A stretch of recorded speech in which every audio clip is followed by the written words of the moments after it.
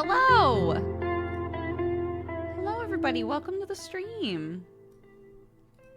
I know, it's good, isn't it? This is all from the album Mario and Chill 2 by Game Chops. It's very good. Game Chops and Helen, specifically.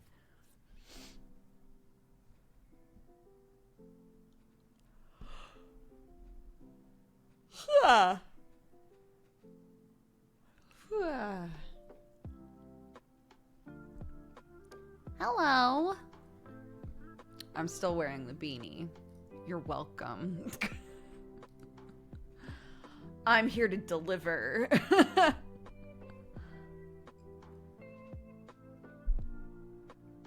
Hello, everybody.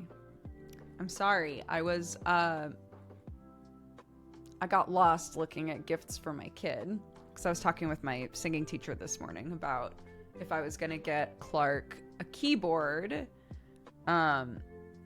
what I should go for, because there's like a wide range of prices, but there's also like different numbers of keys. You can get like much smaller keyboards. So I was like, her birthday's happening, right? So she's specifically asked for a pink tennis racket. Easy. A pink tennis racket. Sam gave her like a big gift already ahead of time, which is her tractor. And then I really want to get her even just a cheap keyboard. So I was talking with my teacher and I was like, is there a reason to get like a full-size keyboard, or does it matter? And she was like, for a little kid, it doesn't matter. A 66 key like small keyboard is perfectly fine for a 5-year-old, right? She's just exploring music with it. She's not trying to like learn elaborate pieces. She doesn't need a big keyboard piano, right? So I was just looking at them. No. Sorry, I actually ran into that problem when I was searching for keyboards. I kept getting like typing keyboards and I was like, oh fuck, I forgot that they're the same word. It's like when I was looking for binders earlier a few days ago. Do you remember that? When I was looking for binders and I kept getting chest binders and I was like, I love that they're so widely available now. This is not what I'm looking for though.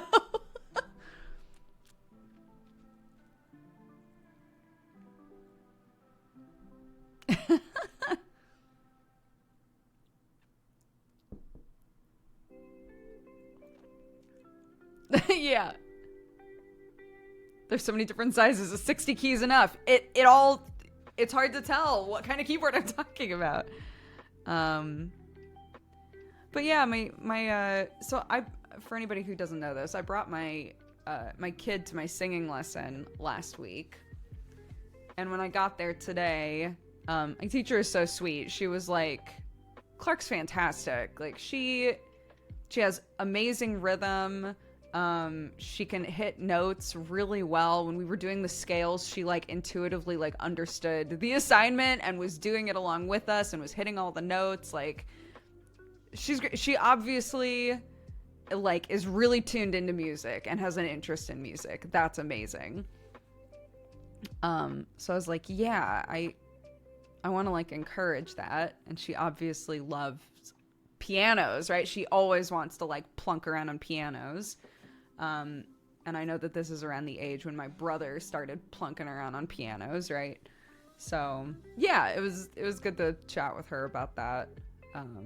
Because I think Clark would really love that for her birthday.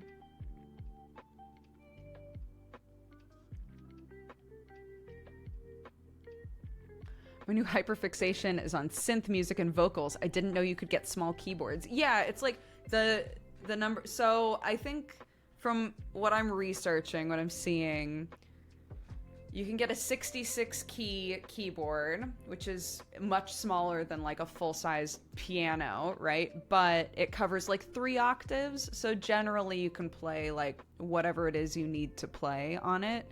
And they're way cheaper. Way cheaper. So generally I'm able to get like a keyboard with a stand and a stool to sit on for the same price that I would pay for just the keyboard without the stool and stand if it was full length. So I'm going for a smaller one that also has the stand and something to sit on.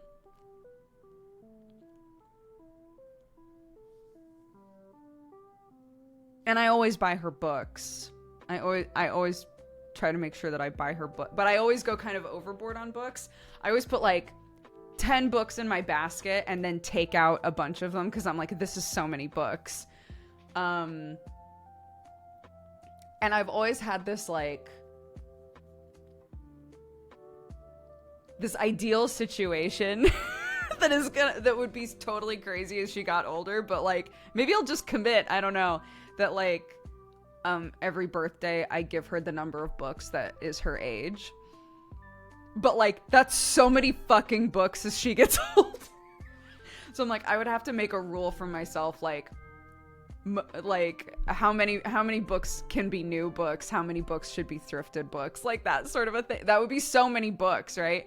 I would probably abandon it if she didn't seem like she still loves books, right? She asks for us to read her books all the time, so there's value there currently. But if she got older and was like, Mom, this is so excessive, I don't need this many books, right?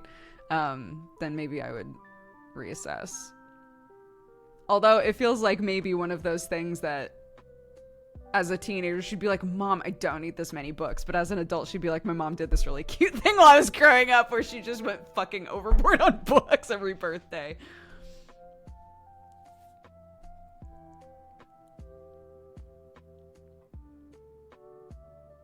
I'd flip out if I got 29 books on my birthday. Yes, so, because we have so many kids coming to the farm now, I was thinking about making, like, I don't want to put an actual little library outside of our place because, unfortunately, I don't want anything that, like, signifies where we live. I think that that's fair.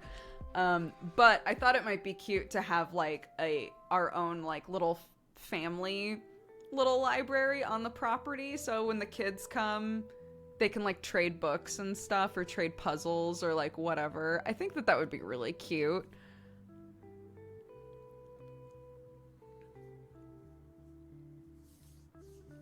Yeah, and then they can all like trade.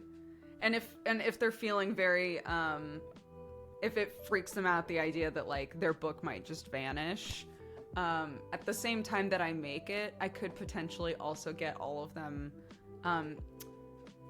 I don't know how expensive these are, but I keep seeing them and I think they're so cute. Those little like embossers that like put a name, like emboss a page with a name. A stamp would probably be easier, but the embossed one looks really cute. And just like each kid can put their name on the book before putting it in there so that if they want it back, they can be like, please, all of the books that belong to Nedward, can they please be given back to Nedward?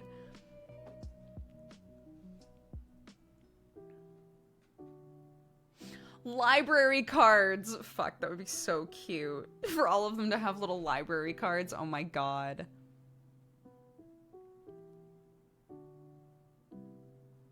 We could do what my old boss had stickers made of his face. It was they were amazing. They were like tiny little circle stickers that he would put on like his things, but it was just like just like a sticker of him like and it was amazing to, you know, open a book or like look on the bottom of a stapler or something and be like, oh, that's Nathan's. Maybe we just get them all goofy stickers. I don't know. You could do book plates. It might be a fun activity for them to design their own. I actually don't know what a book plate is. I think I have an idea of what a book plate is. Wait.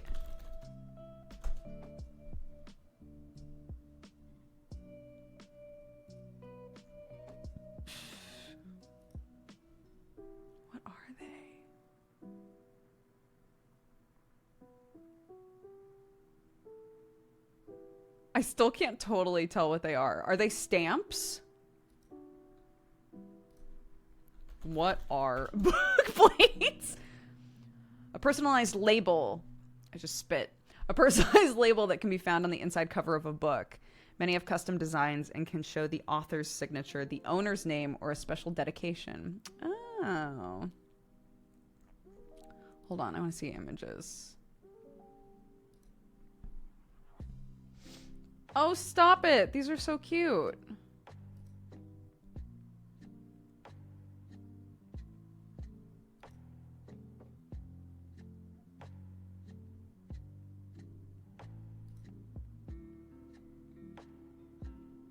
These are very cute. Yeah, it's not quite a, from what I can tell, it's not quite a stamp. I guess you probably make it with a stamp, but it's, a lot of them, at least now, are like cards that you like paste into the book.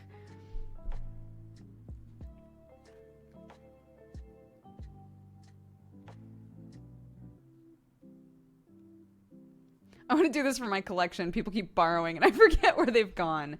Yeah, I don't think I could do the whole like keeping a record of which kid has which book. I think that would get too messy. But like if the kids like could label their books to put in the library for a trade, I think that would make them feel more comfy about it, you know?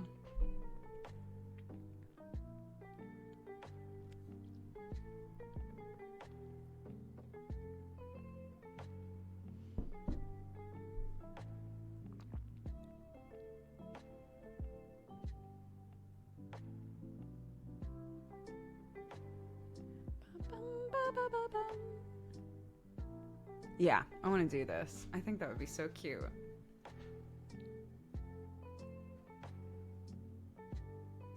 Actually, I'll amend that. If someone took a book and they weren't in the family, because if it's just family members taking them, I can easily go in the group chat and just be like, "Hey guys, you know, let's do a book assessment. Who has whose books? Let's trade them all back," sort of a thing. But if you know, like a bunch of Clark's friends came over and took books, I would want to write those down, I think. They get fined? Oh my god, it's getting too serious now. You know what I've heard recently? Were we talking about this on stream? I've heard that there are a bunch of libraries who have decided to get rid of fines altogether, and it's like greatly increased the number of people that go to the library. It's really interesting.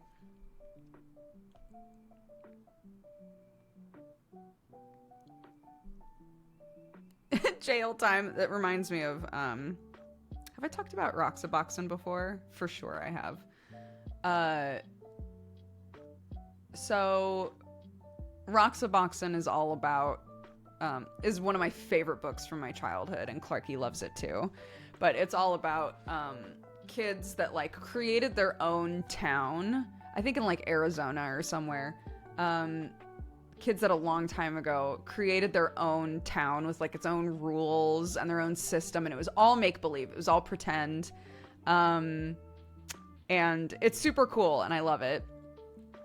And one of the things that Clark always points out, that so now I think about it all the time, is there's a part where they talk about jail and how they had a jail, and there was one specific kid that ran the jail, and the jail was like a big bramble patch, and he just had to like stand in the brambles. And in the book it's like there's this one kid who was constantly in the brambles, and everyone was like, does she like the brambles? So when someone was like, they get jail time if they don't bring their book back, I just imagined a kid standing in like a blackberry bush just like, I'll bring my book back next time, I swear. Yeah, it's true. It's the whole book is put together by the grandchild of one of the kids that was part of this town. And so they reached out to all of these people who were like old now, and asked for anything that they could remember about what Roxaboxen was like, and then put a book together about it. And it's so, that's I think what makes it really special to me, is knowing that it was real, that it was like an actual thing that all of these kids did like throughout their younger and like early teen years, they all played together and they all like created like an economy and a town and like a government and like all of this stuff.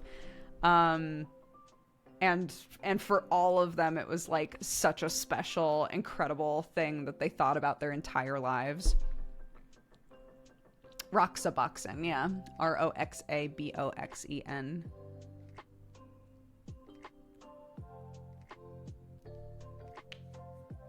But yeah, it's great. It's a very good book.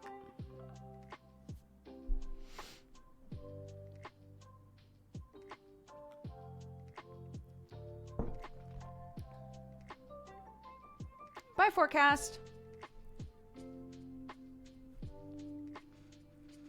So I think we figured out our ad problem once and for all. I opened up my stream manager today and it was like, it seems like you might benefit from having the ad manager on your main page. And I was like, I just might. So I added it on there and it literally has a timeline for me of like, this is exactly when the next ads are going to run. There's a big button that's like, would you like to snooze those? Do you want to push them back? All of the shit that I was looking for the last couple of days, it's just right there. It says another ad is going to start on its own in 1 hour and 30 minutes, or you can run them whenever you want and those ones will disappear. It's great. I'm so glad to have that up now.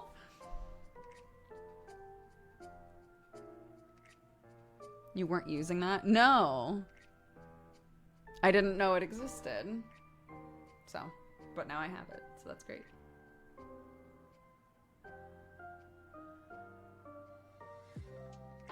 For your little library, they can have a stamp card, and each time they bring it back on time, they get points. That's cute.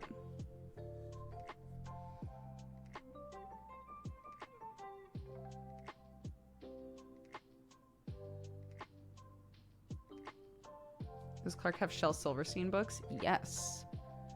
I would say potentially her favorite book of all time is Where the Sidewalk Ends. It's my edition of Where the Sidewalk Ends from when I was a kid. So it's like this old it's this old book. There are multiple evenings where she'll say, I just want to read poems tonight. And I know that that means she just wants Shel Silverstein poems.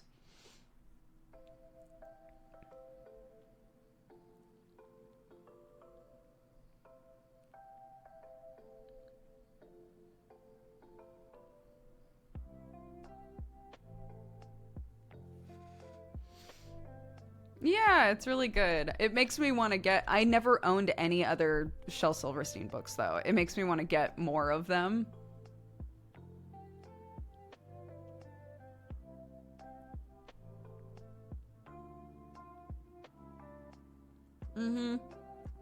Once we have internet set up at the farm, which we still don't, and I'm annoyed, but anyways...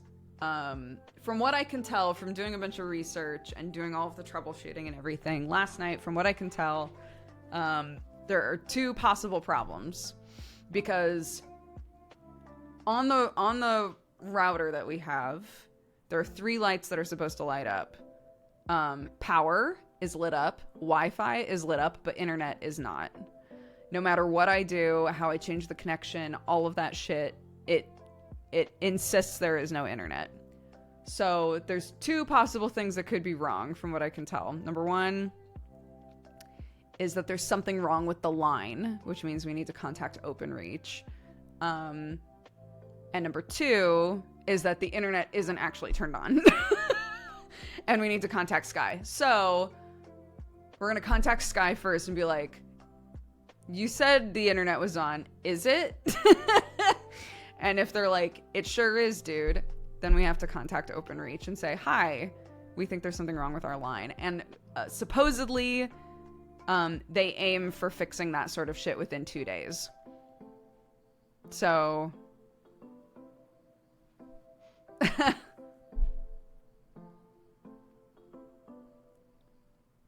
But I don't think, from what I can tell, I have done everything right.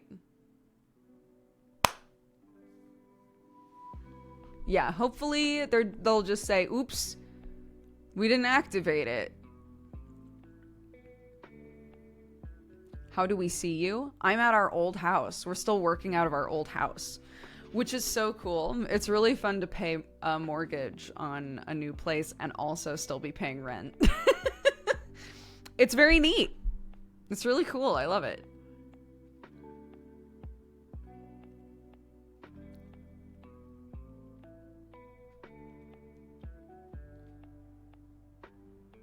I'm just saying, I believe from fiddling with, doing troubleshooting, etc. on this thing all morning yesterday and then all night before Deadbeats after Clark went to sleep. I don't see how I could have done anything wrong here. So, but if in the end it turns out I did do something wrong, then much like yesterday with the Jessup situation, I will admit that I was a goofy guts. So.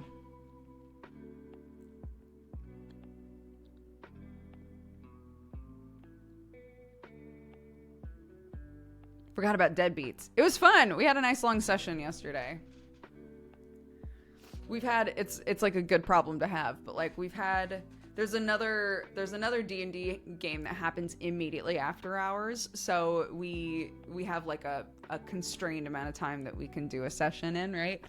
And the last few weeks there's been so much fan art that we can only play like for like 2 hours and then we have to do fan art because otherwise we won't get to it all. So yesterday we were actually able to like do a nice long session.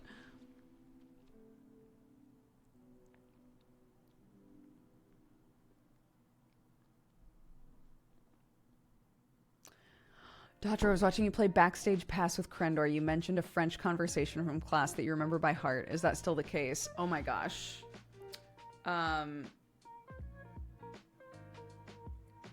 remember parts of it, yeah. Ouh là là, j'ai un rendez-vous avec David dans 20 minutes. Au revoir, Jean-Paul. Au revoir, Stéphanie. À bientôt. À quelle heure est-il? Il est 3 heures. 3 heures? Oui, 3 heures. Ouh là là. J'ai un rendez-vous avec David dans 20 minutes. Au revoir, Jean-Paul. Au revoir, Stephanie. À bientôt. Yes, I remember the whole thing.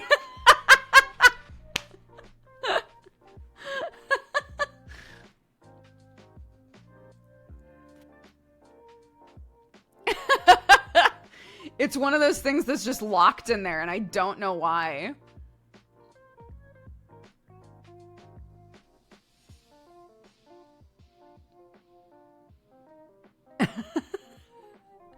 It was basically part of the French lesson on telling time. So it's two people at a cafe, and one of them says, "Quelle heure est-il? What time is it?" It says, "Il est 3 heures." It's 12 o'clock. It's noon. She goes, 3 heures? Oui, 3 heures. And she goes, "Ouh là là, j'ai un rendez-vous avec David dans 20 minutes. I'm supposed to meet up with David in 20 minutes. Au revoir, Jean-Paul. Bye, JP." And he goes, "Peace out, Stephanie. See you later."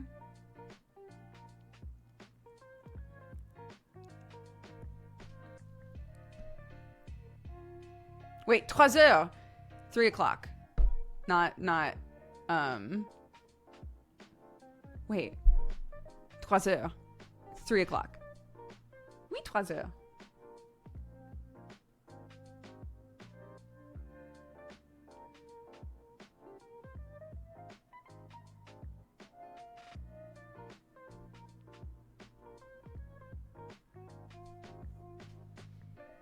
Could you imagine Jesse trying to speak French? 3 is 13. Oh my god. Now I don't even know. So it would be 1 o'clock then.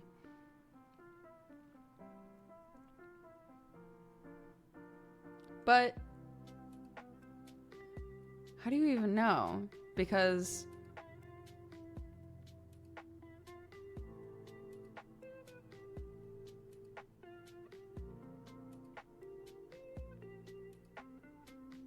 the in trois, the S would slip over anyway. 13 heures or 3 heures. They would be different, right? 11, 12, 13. It would be 13 heures if it was 1 o'clock. 3 heures should be 3 o'clock. Right?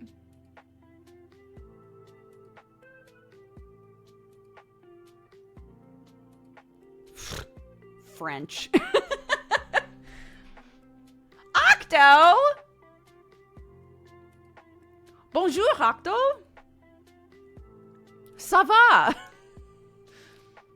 We're talking about French in here. Hi, everyone! Welcome to the stream!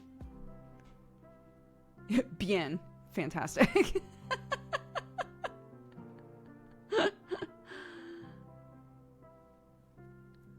Hi, guys! Let's get some Octo 640 gangs in here, if you've got the points for them. Welcome, everybody. We're just hanging, we're having a coffee, we're talking about life. Somebody just asked me, what the reason we're talking about this is because someone was saying that they were watching an old playthrough of mine and I was talking about this French phrase, this French conversation from when I was in French class in high school that has been so lodged in my brain that I still remember it completely by heart. And they were like, is that still the case? Because it's been a few years since that playthrough. And it turns out I remember all of it still.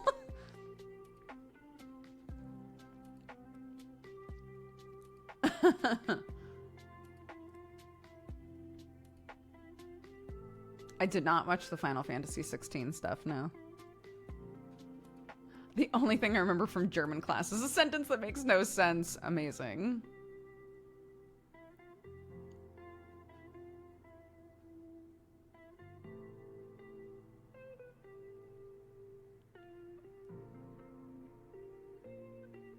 The only French I've ever picked up is from dating 2 different women whose first language was French. That's a pretty good way to learn French, to be honest.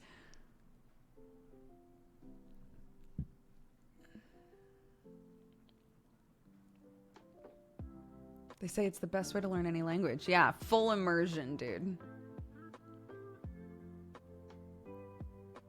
Omelette du fromage, etc.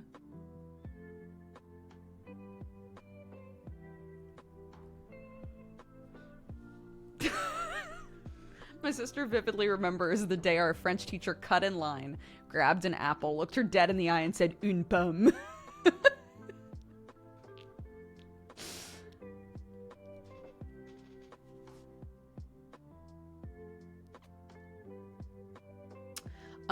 Yeah.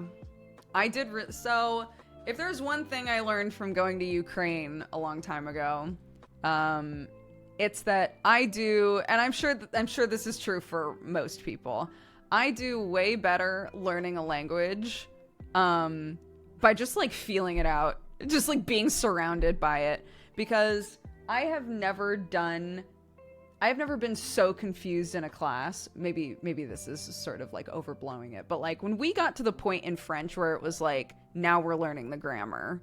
It's not about memorizing words anymore, dude. It's about where do words go in the sentence. And if you don't write it down right, you're fucked. Holy shit, I did so bad at that. But in Ukraine, I picked up on sentence structure pretty fast when people were just talking to me, right? So immersion works, I guess is what I'm trying to say. I watched a video the other day where someone was like, why do I know so many languages? Why am I a polyglot? For the flex. They were telling a story about going to a random party and a guy sitting next to them and being like, yeah, you know, I wish that I knew more languages. I mostly just know like English and Mandarin. And she spoke to him in Mandarin and he was like, what the fuck? Why do you know that? And she was like, that feeling, it keeps me going. I will learn more languages just for those moments.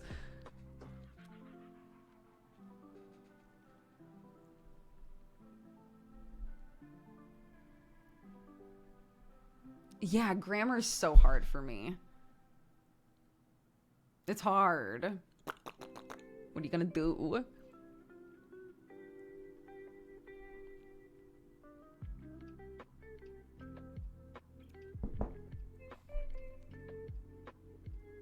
English is the only foreign language I really learned because I soak it up from the internet. Yeah. So many people have said in chat before, like, I learned English because there was just English media around. Because I saw a lot of it online, because there were English TV shows, because English was just around and I absorbed it, right? Like, that's powerful!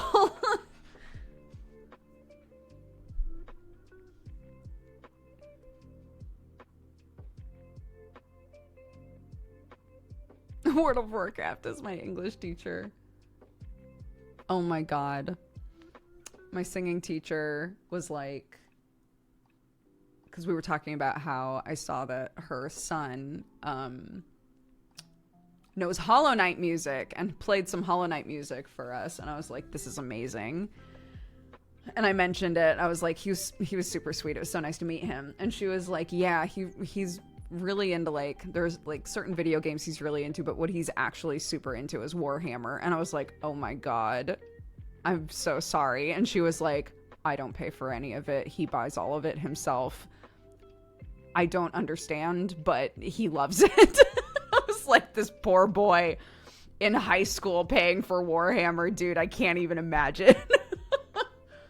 She was like, he just loves painting them.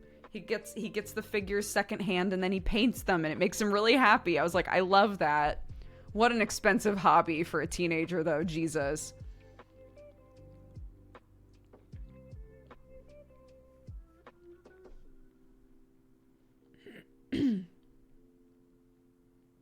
It's super cute, isn't it? I love it.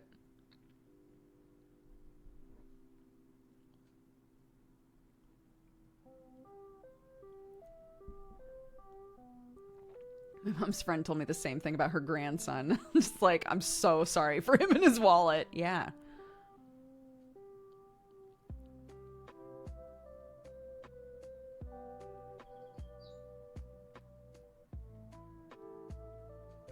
That's an awesome mug. Thank you. It's one of my favorites. I've had it since college. I found it at a Goodwill, which is like a charity shop. Basically our biggest charity shop chain probably in America. But I love it. Who made this? I have no idea. But hopefully I will have it my whole life.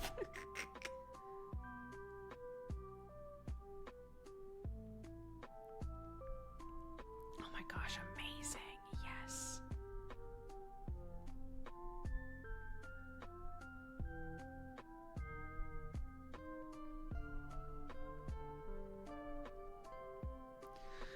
I messaged Clark's nursery to be like, hi, Clark has asked that a couple of her nursery friends come to her birthday, but I don't have their contact information.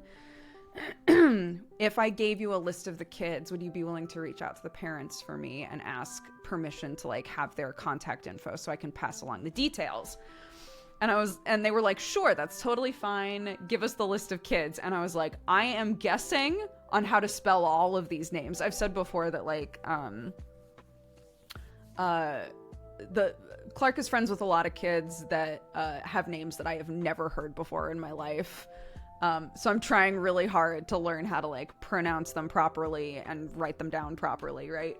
And Clark corrects me a lot of times, which is super helpful. So she gave me a list of all of these names and I was like, I'm going to guess on how to spell all of these. I'm so sorry. And they were like, you spelled them all correctly. I was like, fuck yes. That's great. I'm so glad. Crushed it.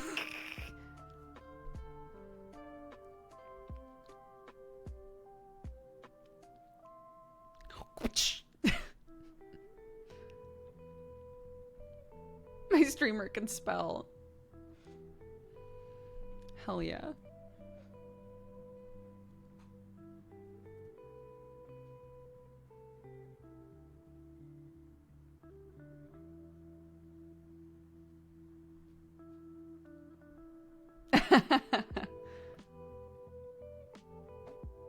Yeah, you know, I'm making the effort.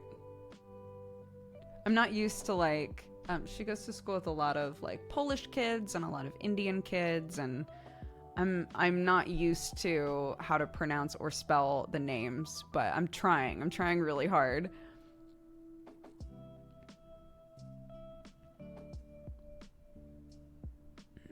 My dyslexic ass could never.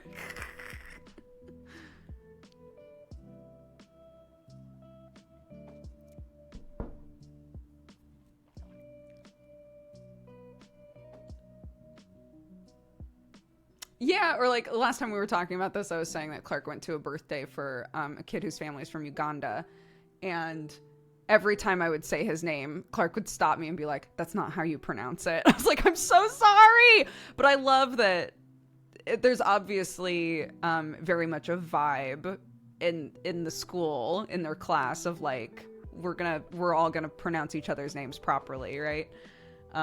So she like fully tries to make sure that I'm saying them right, which I love. It's so helpful.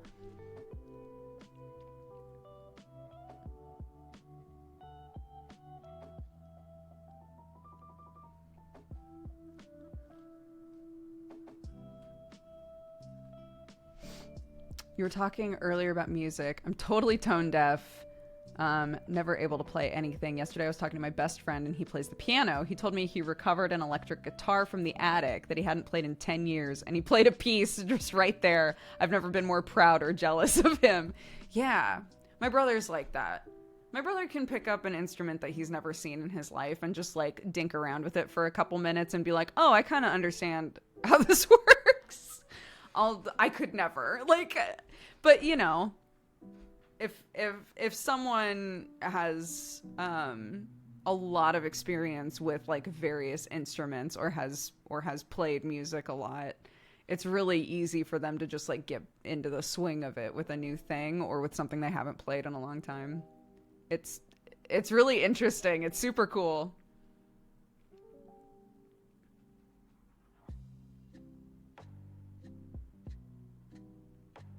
I was talking to my friend about my writing project. She said my two main characters' names gave trendy American mom vibes. I've never been more devastated. No, it's so hard to name characters, isn't it? You're like, how do I get the right vibe across for these characters? And if somebody's like, that's not the vibe, you just want to die.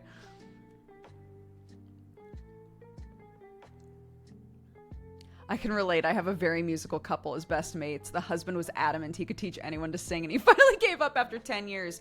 You know, this, I truly believe this is such a weird thing with people who are like very musical or understand pitch really well, you know, have perfect pitch or whatever. There's this weird, I don't know if this is the same as this person you're talking about, but I've noticed this conversation happen with people who are really musical multiple times, and every time I'm like, I don't think that's true. They fully believe that like everyone is capable of singing perfectly in pitch. They just don't know how to put in the effort properly. And I'm like, I don't think that's true. I have met so many people who love singing, love music, but really struggle to like hear the difference in tones, right? But people that just naturally hear stuff perfectly, sometimes are like, everyone can do this. It's just people aren't trying. It's like, I think they are, dude. I think they are actually trying. They just don't hear the same thing as you know? I'm that way about math. Like, you believe that everybody can do math really well. They just don't like approach it the right way.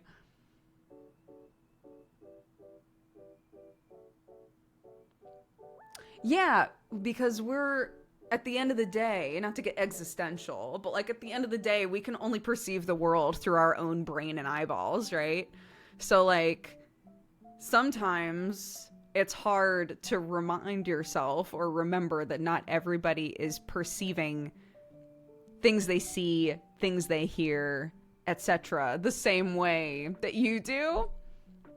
And I feel like music is one where that pops up a lot, of like, we're hearing the same song.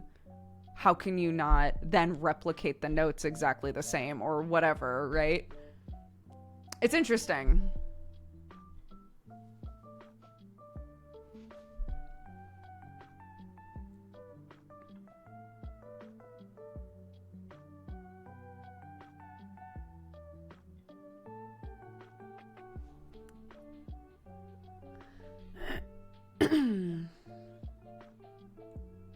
It's a challenge with anything you're good at to understand what it's like to not be good at it. I guess so. But that was mine. That wasn't you. You're fine. I guess if the last time you were not successful at a thing was when you were a kid, it's really hard to put yourself back into that place. But I don't know. Is it so hard to like remind yourself that you weren't always amazing at that thing? Sometimes people just are. It's really rare, but sometimes people are just fucking awesome at a thing immediately. But like, even people that, you know, everyone likes to look at and be like, wow, they're so talented. They worked really hard at that thing, you know? Surely you can remember working hard at the thing. I don't know.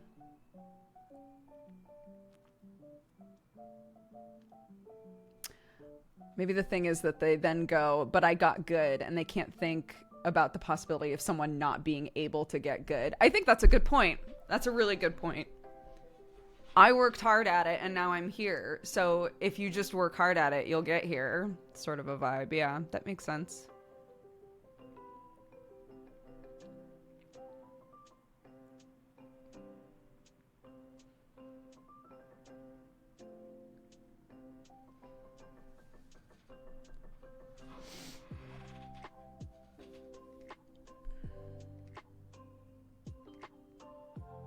Oddly enough, I think this conversation comes up the most when I'm playing Minesweeper.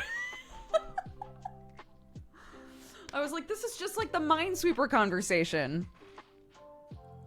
But I think it's maybe easier to talk about Minesweeper because it's like such a recent thing that I improved at. But again, that's another thing where you're right. I do come at it from the perspective of, I used to think I was too stupid to learn how to do Minesweeper, and I've learned, and I fully believe that if you enjoy Minesweeper, you can learn to, like, see the patterns. Maybe that's not true.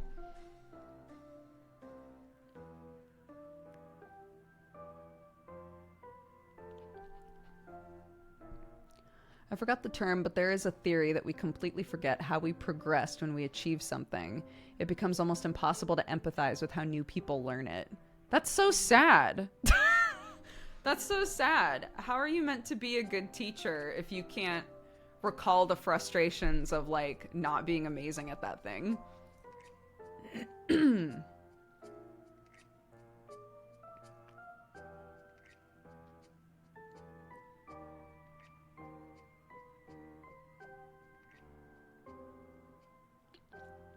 For sure. Oh my god. I have played... That's mine. Yeah. I've played fighting games my entire life. My entire life. And you cannot look at me and say that I haven't put in the time and the work, right, on playing fighting games. I do not engage with them the way that, like, Octo does or Sam does. I don't see the same things they see. I don't predict things the same way that they do. I will not ever be able to play fighting games the way that they do. I believe that fully in my heart. And it's not because I don't enjoy them or I haven't played them a lot or I haven't tried. I have, you know? So for sure, that is 100% one of them for me.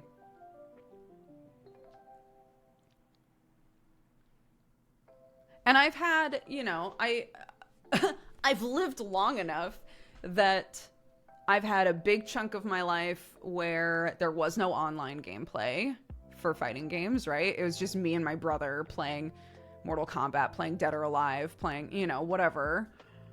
Street Fighter, Tekken. And then the other half of my fighting game life, which was online, right? And through all of it, I've been able to enjoy it. But I've never been like massively successful at fighting games. They're just fun to play as long as I'm not taking them too seriously, you know?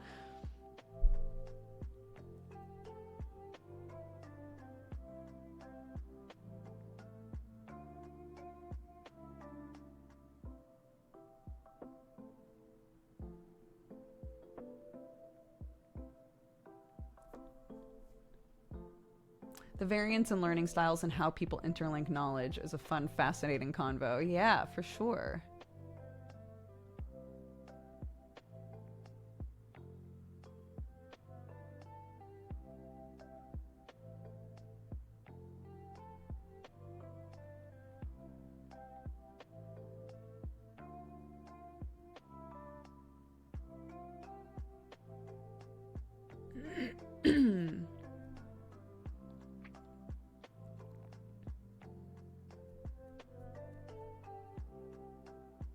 I do think that discussing things from the perspective of like talent being a thing at all can sometimes be a complete deterrent to a person trying to learn a new skill.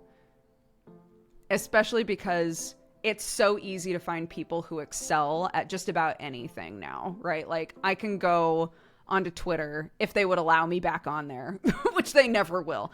But I could go onto Twitter and see so many people who are incredible artists, right?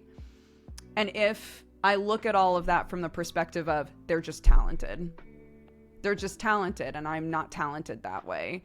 It creates a barrier in my mind to keep me from like even attempting it, you know?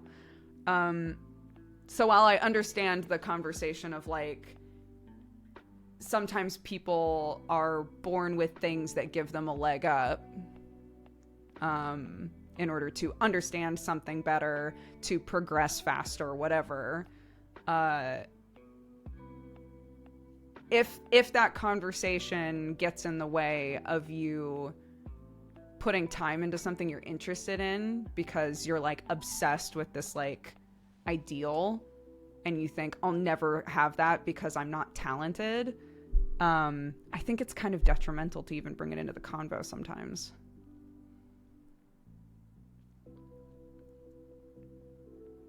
I was banned from Twitter. No. I'm just locked out and there's like 2 support people on Twitter, so they're having a hard time getting back to me, I guess.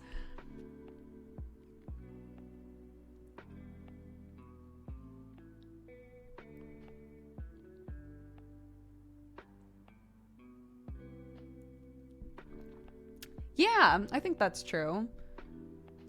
Learning, like understanding yourself enough to know what way can I approach this that is more my learning style. That's also very helpful. I think sometimes it's hard to figure that out, especially for things like maths, right? People in chat were talking about math earlier, that sometimes it's not that you're bad at math, it's that none of your teachers have ever taught you math in a way where you absorb it and understand it the right way, you know? And that's not your fault. I look so pale. Hi, Amanda! I only started drawing because I wanted to draw Inuyasha fan art. As long as you enjoy portraying something you like in a certain way, it doesn't have to be about the improvement grind. I totally agree. That's like, I watched a video a long time ago that I think about all the time.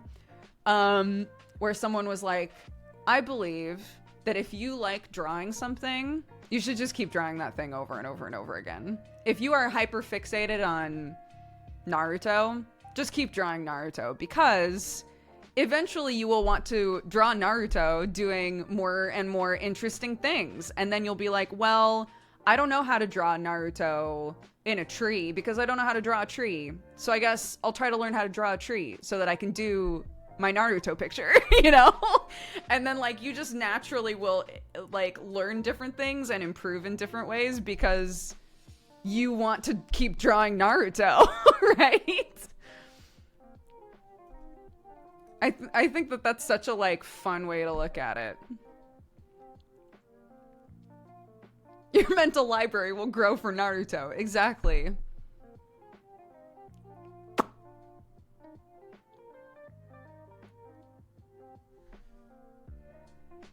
Naruto in the style of Rembrandt. All right, I've reached the point where now I have to draw hyper-realistic Naruto. I'm going to learn anatomy to draw Naruto properly, with all of his muscles in the right places.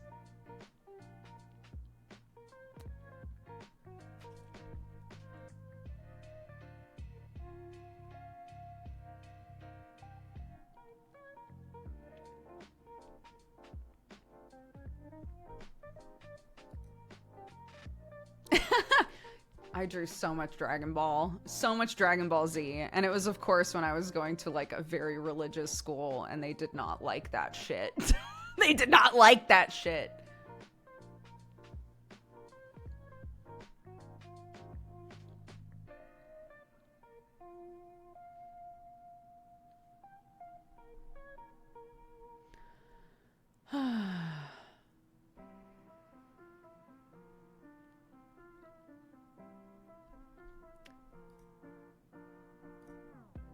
Something that I've really been enjoying doing with Clark is watercolor painting is so relaxing.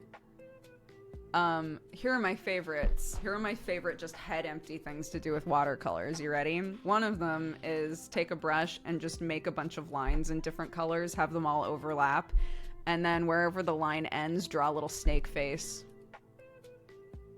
It's great. You just fill up a page with a bunch of weird little snakes.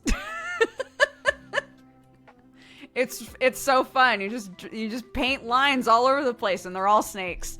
And you can put scales on them or like weird little patterns. It's cute. And then the other one that I really like doing is just making a bunch of blobs and covering the whole page in blobs. And then we either turn them into monsters or germs, because my kid's weird. So sometimes it's just a full page of watercolor germs with little faces. But it's really fun, because the first part of it is just choosing colors that you like and making blobs. It's great.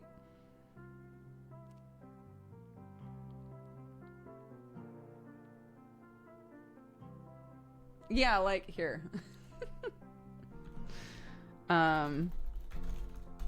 Cartoon germs. Here, we'll grab a picture and maybe give you an idea. Yeah, this sort of shit. But like, imagine that it's just like a watercolor blob, and then like you take a little pen and make a face and like whatever, this kind of thing. You just give them little like little weird things on the outside, draw a little face. It's cute.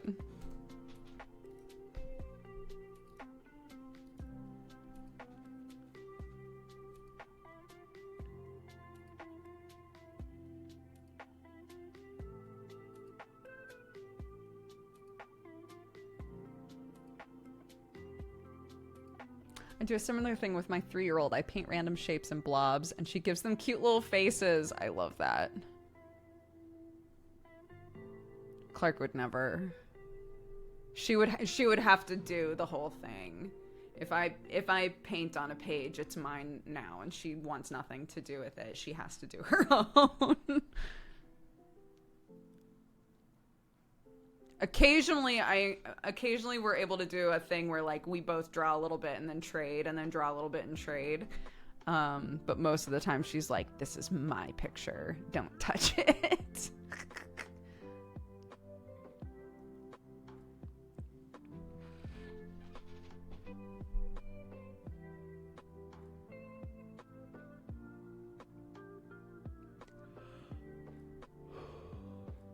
We should do some of that stuff on a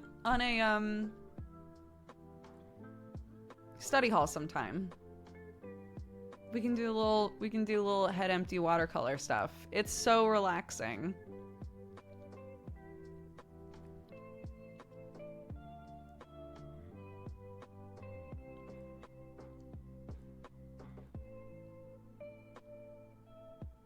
I don't even know what that means, Sakura. I'm gonna copy paste Whatever that is.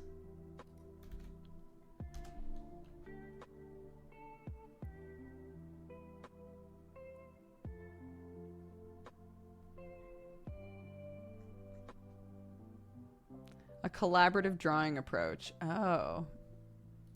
Oh, I see.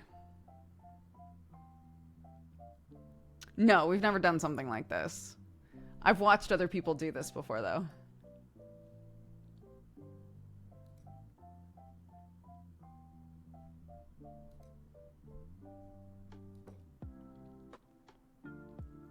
Did I miss internet situation talk? Maybe. There's something wrong with the line, or the internet isn't turned on at all. Is what I've determined. So we are having to contact companies and be like, hello.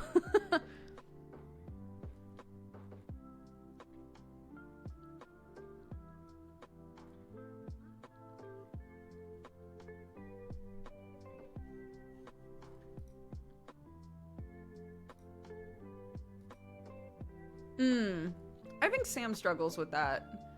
Like, it's not that he doesn't want to do art projects with Clark. It's that the idea of setting up to do an art project feels so daunting for him that he's like, can we just draw with crayons, please? You know?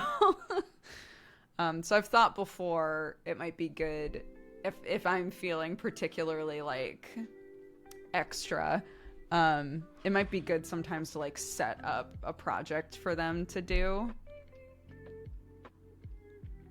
and be like, here you go, have fun. I'm gonna go take a shower. Love you.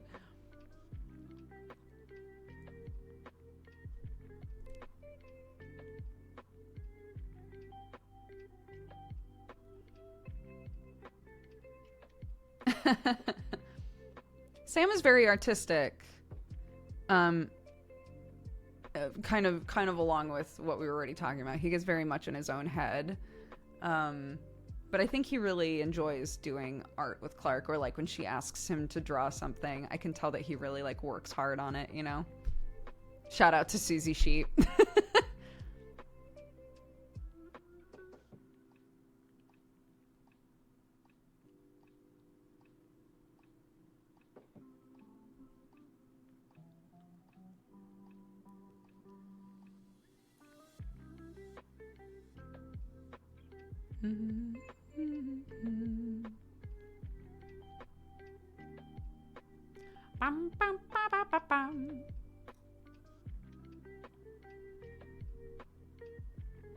For me, it's the teardown. I don't mind setting up for a project, but when the project is done, like when we're done painting, the idea of putting all that shit away.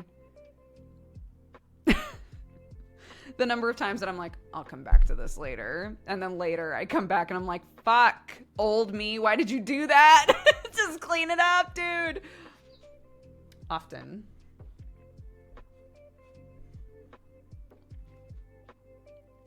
Cleaning, very unpog, yeah. Old me is the bane of my life. Oh, goodness.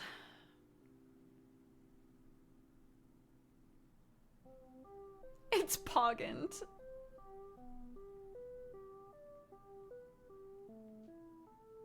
One and done I don't mind, but it's the ongoing ones that need multiple sessions. Oh my god. Every time Clark has been like, I want to take a cardboard box and turn it into this thing. And I know it's going to take a really long time to do it. My mind immediately is like, where are we going to put that thing? Right? When it's half painted or half cut, where are we putting it? I don't know. But I feel like I have to think about this now.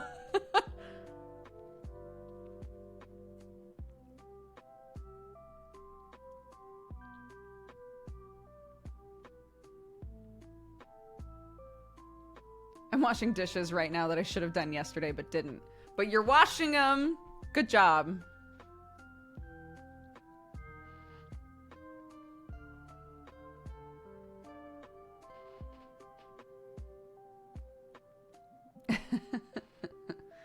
Currently, we have nowhere to put our clothes.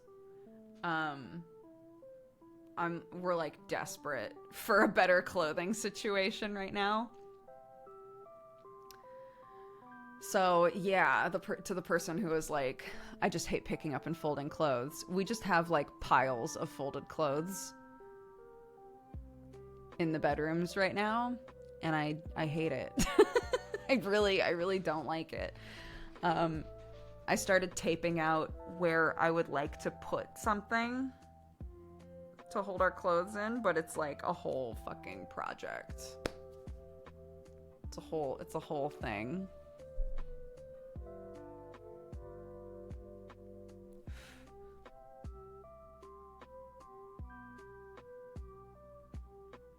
I was supposed to fold and pack away laundry and do dishes, but I made tiramisu instead. Was it good? Did it make you happy? It's fine.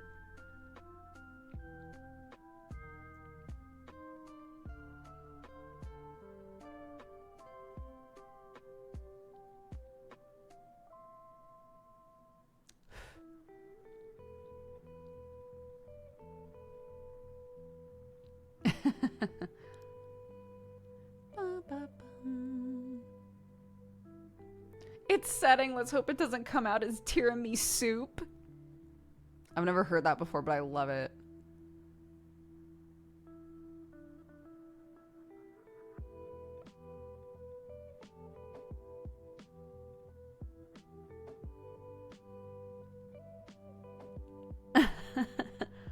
Yeah, we don't fold most things.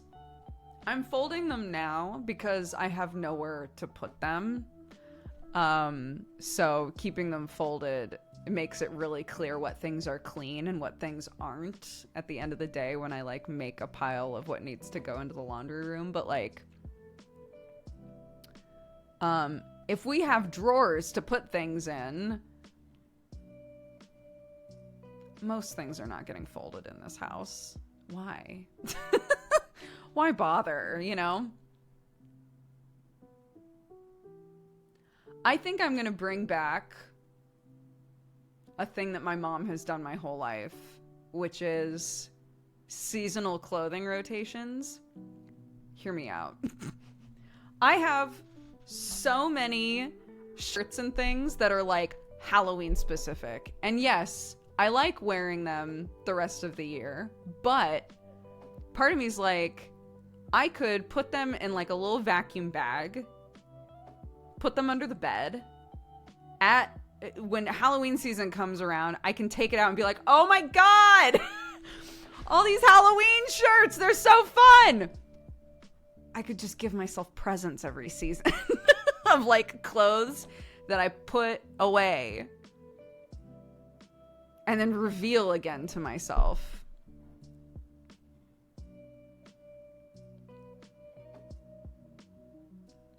I think it would be great because my current issue is I've gotten rid of a ton of clothes, but part of me still feels like I would like to cut down on it more. It's just that I really like the stuff that I have now.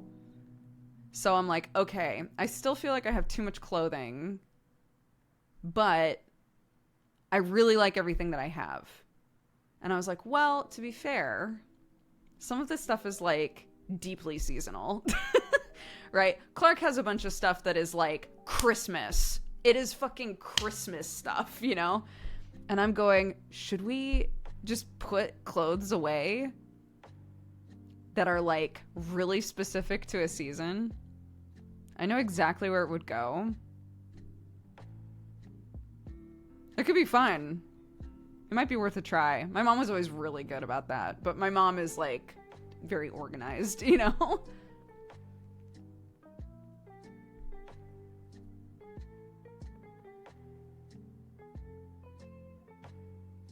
I do that. It's a great space saver. I think it would be good.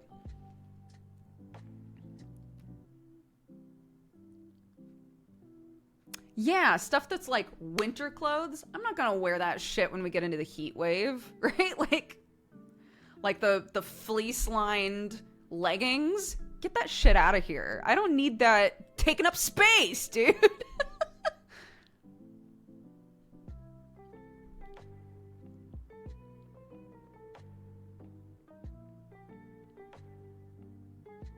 I would always need jeans out though. I wear jeans all year. You can get fleece leggings. I'm a dude. You can. It's so funny you say that. I just watched a video a couple of days ago where the burliest dude I've ever seen in my life was like, I just got fleece lined leggings, dude, and it's changed my life. So yes, you can. They are so warm. Not season appropriate for me right now, but very warm. Yeah, there are no closets in this house. It's a big detriment. It's a big detriment. But yeah.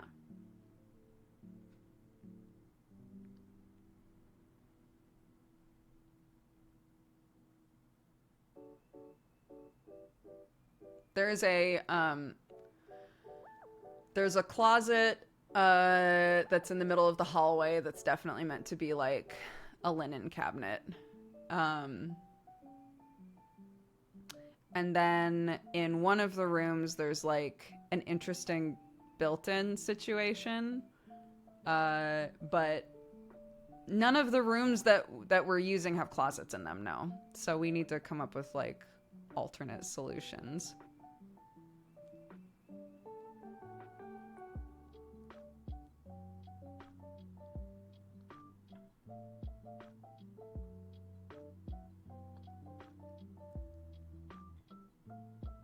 Is it because it's an old house, or do the English actually live like that? What a funny way to say that. It is an old house, yeah. So I think the older houses have less storage in the bedrooms in general. So Sam and I are looking at, there's a big beautiful window with a gorgeous view in our bedroom. And so we're talking about doing some sort of like a built-in situation on either side of the window. And that way one of us can have one and one of us can have the other, and manage our own clothes accordingly, right? So that could be a thing.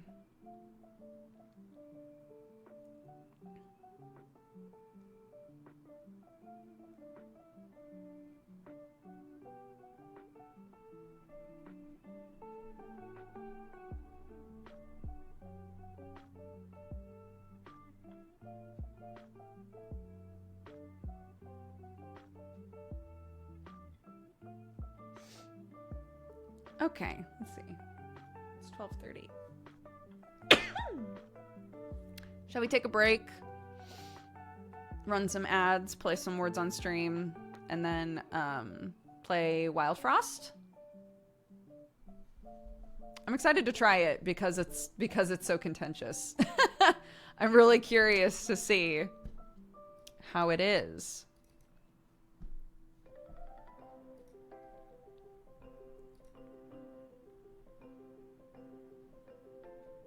Come on then. Copy link.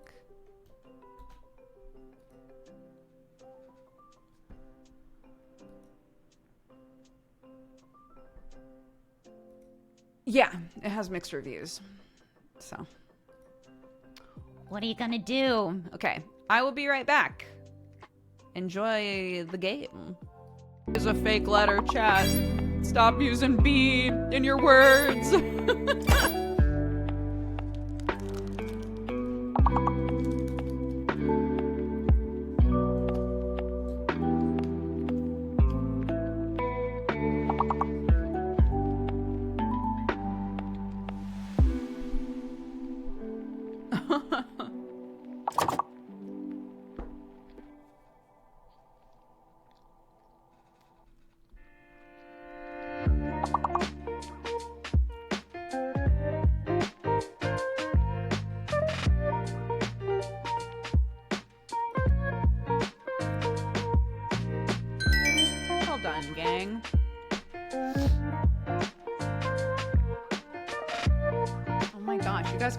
Do you want to do one more level? We got 3 stars on that one. Should we do one more? Okay, one more. I don't want to rip this from you. I also wish it told us what the missing words were. Okay, continue. Sorry, I forgot I had a button for that.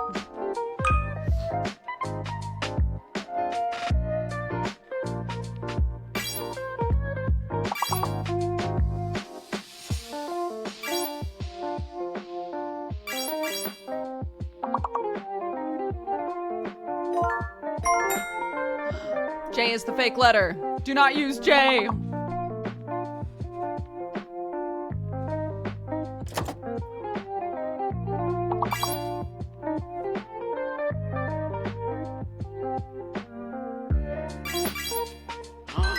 Oh my god. Okay, one more. One more.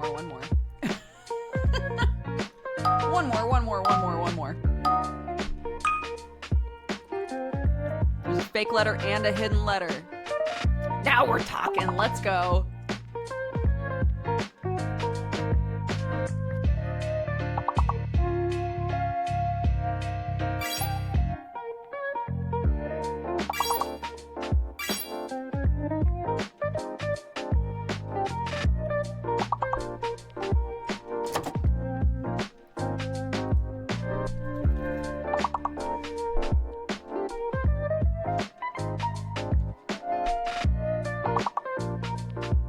I think the L is fake.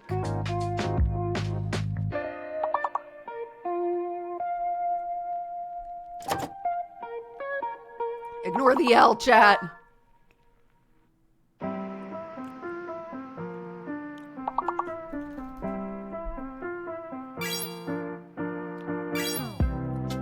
R is the hidden letter. There we go.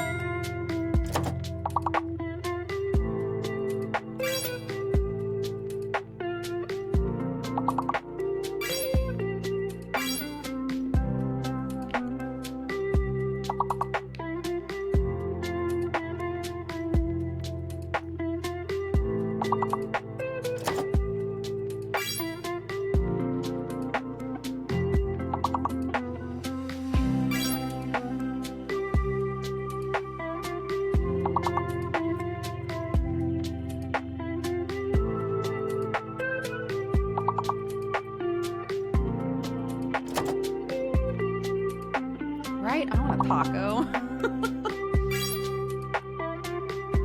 2 words left. Come on, chat! Ah! No. Well done, though. Still 3 stars? Goddamn.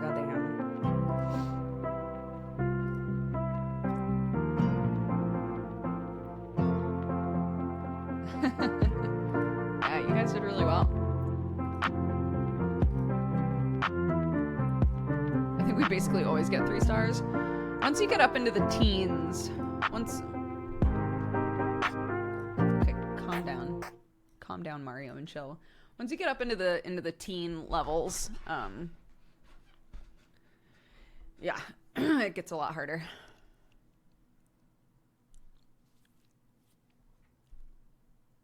Oh, June Coffee, I'm so sorry you had surgery. Hope it went well.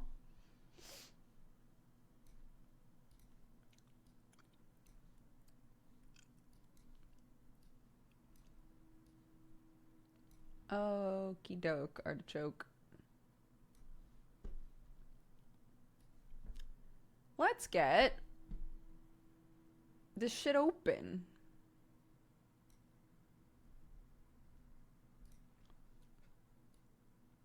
We swap to Wildfrost.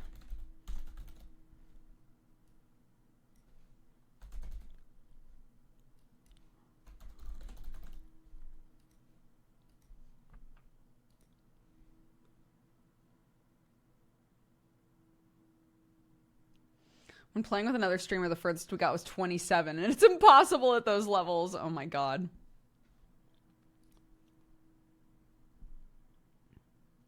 What? Where is it? There it is. What? But I told it to install! It's fine. I feel like it's not, yeah, it's not going to take that long to install.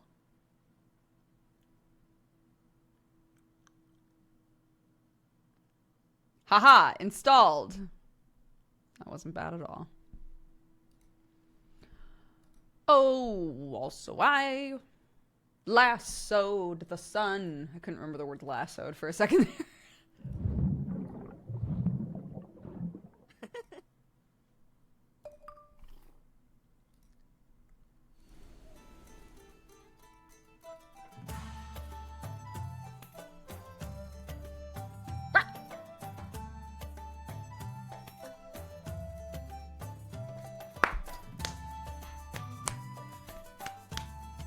This is a roguelite deck builder that everyone has been telling me to play. We played the demo. Let's check out the settings really quick. Screen flashes, no thank you. Camera shake, no thank you. I don't care about blood.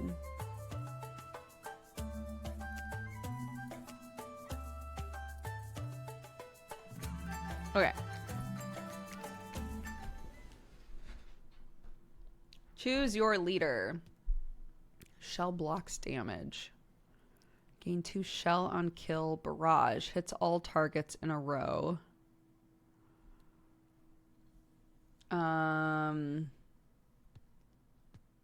Hits all targets in the row. That's pretty good. This journal belongs to Blaze4. Okay, let me know how the audio is, if it's too loud or whatever. To start each battle, drag your leader from your hand onto the battlefield. Boop. Foxy is a companion card. Get him on the battlefield too. Boop. Use your scrappy sword to take out a penguin.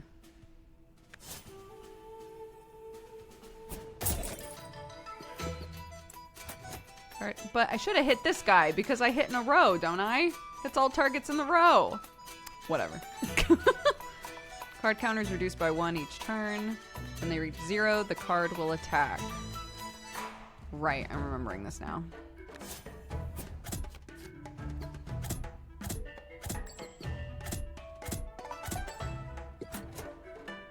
Enemies always attack first.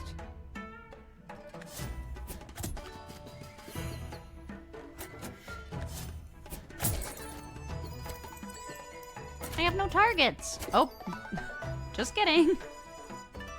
When hit, gain +1. The bell.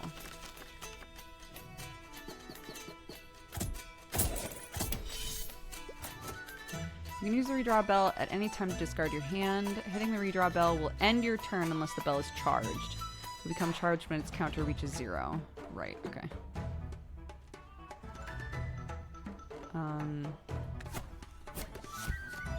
Increase health.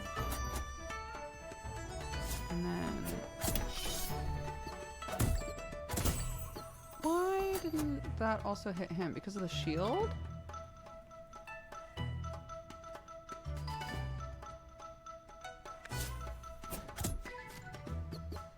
Oh, because this is different from her attacking. So this is like me attacking. When she hits 0 here, just like all of the other cards, then she will attack and she attacks everything. Okay.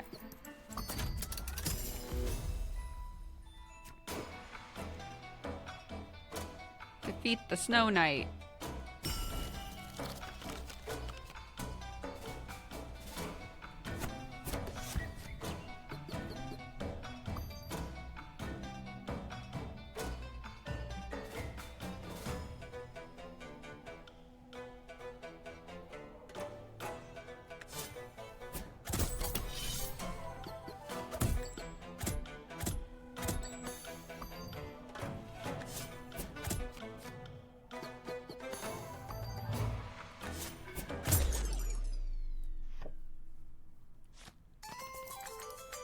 Cool. Okay.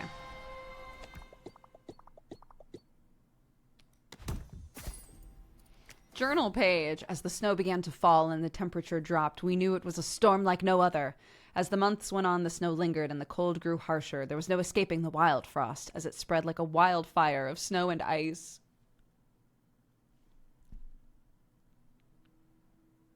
I don't quite remember following, but I exist now. Hello! Welcome!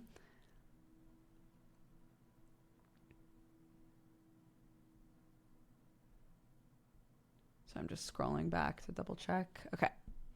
Many believed the storm had an unnatural source. Brave adventurers set out into the wilderness determined to put an end to the storm.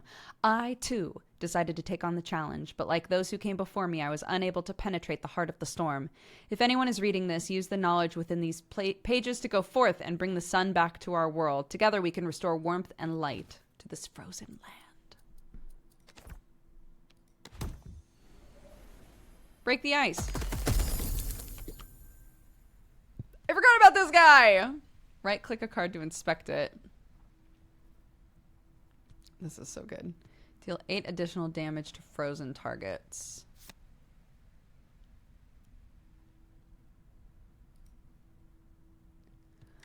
I'm gonna take Big Berry. Oh my god, I can name him. Fantastic. Sorry, I'll name future ones after you guys, but that one was just too perfect.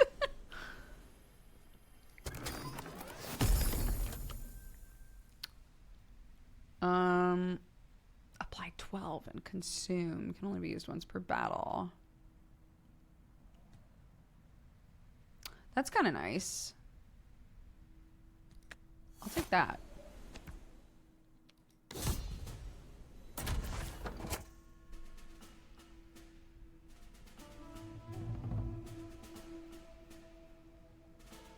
We did play this demo, yeah.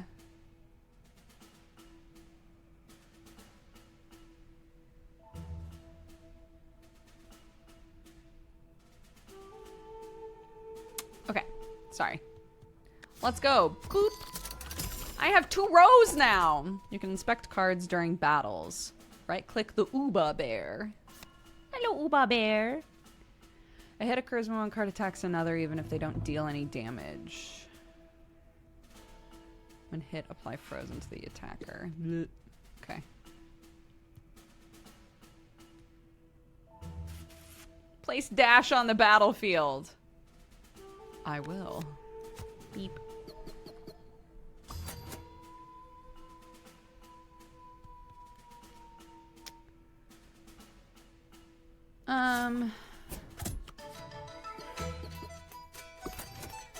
Drag dash in front of your leader to protect them. Moving your cards does not take a turn. Forgot about this. I remember thinking that that was so nice.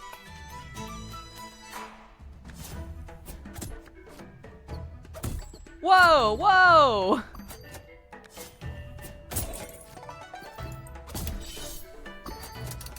You can recall your companions to heal them. Drag dash to your discard pocket. But he's about to... But if he gets this kill, then he'll... Oh, fine. Calling cards is free action.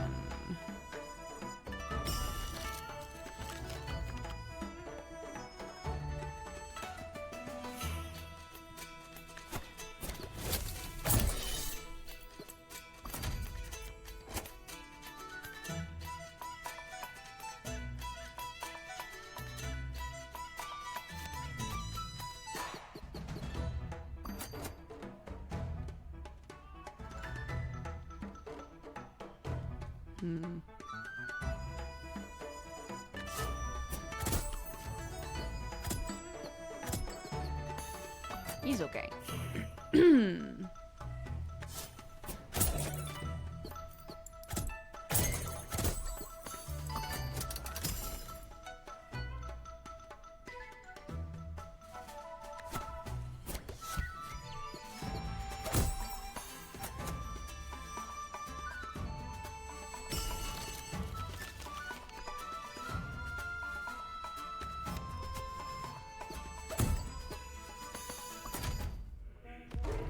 Big Peng!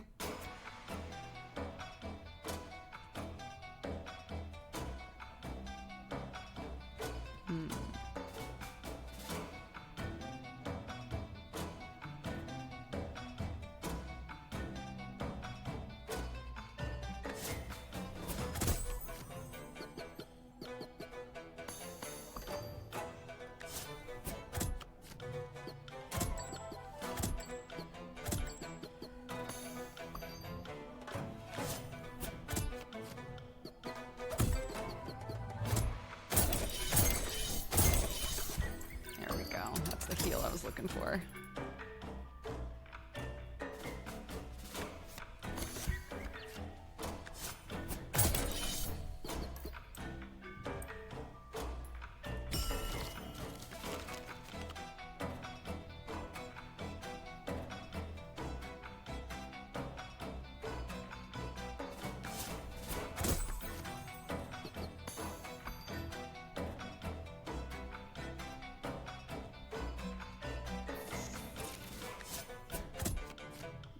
Keep attacking. There we go. Cool. I love the art of the game too. Continue.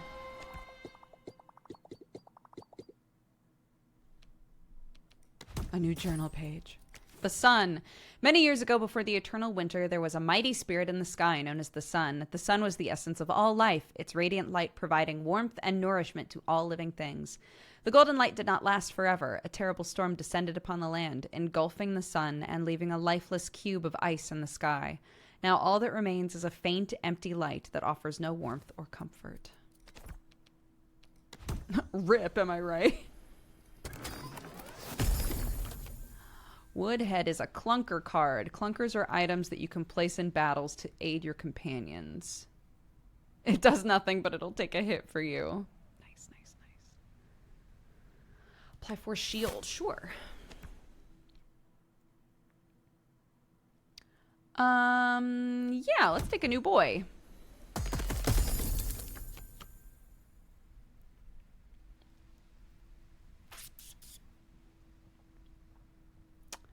Apply 2, but increase by 1 when hit.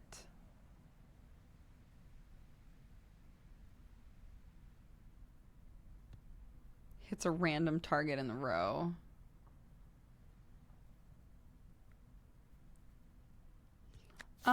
Yeah.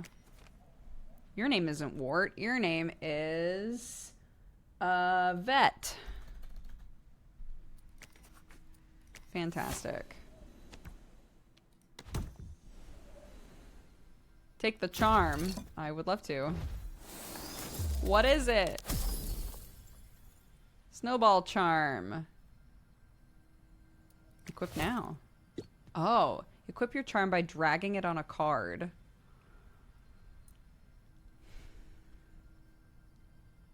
Apply 1. So this is like something that they will do now. You can put it on Foxy. Nice. Okay. That's very cute. Once equipped, charms cannot be removed. Okay. Okay. Okay, let's go. Boss fight.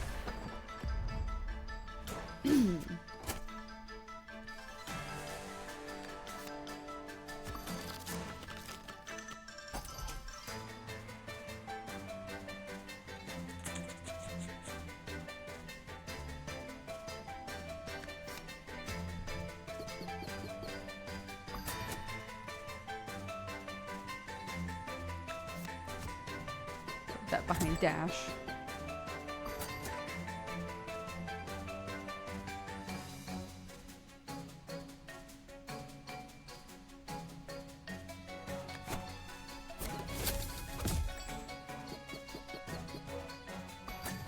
Did not hit who I thought he was going to.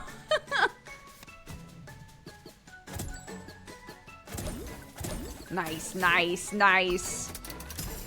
Love it.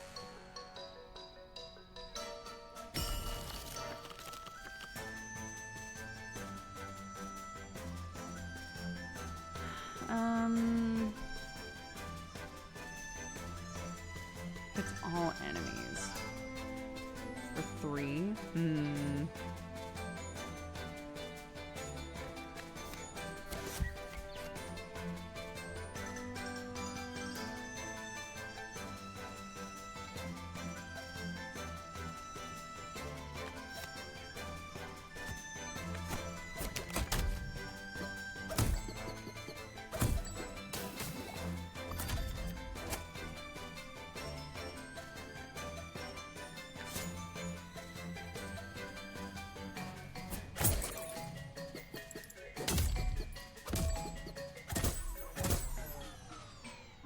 Nice. Oh, shit. Okay.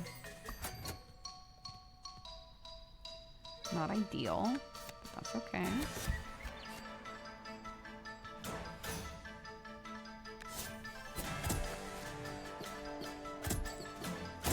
No! Foxy!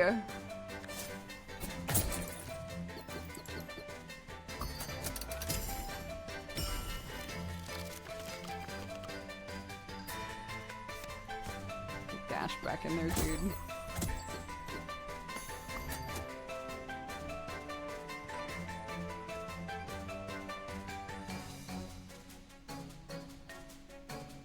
God, 13 and 16. Jeez.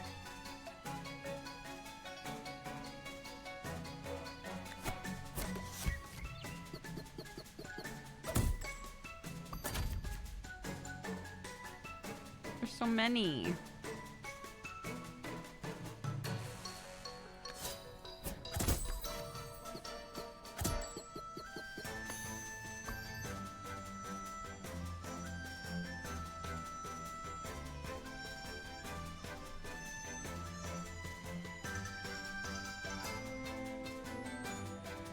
Can only hit whoever's right in front of him, right?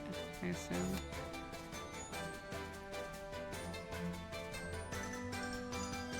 Can I put her away or no? No.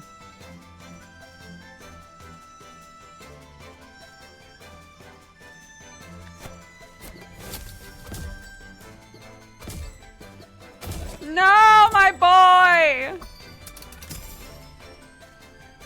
Woof.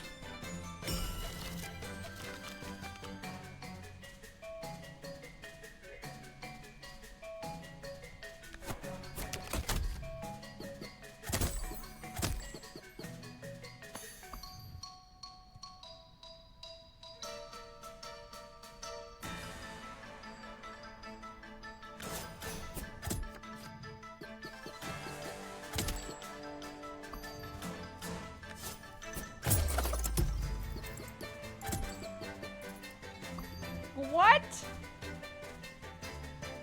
I'm super dead here.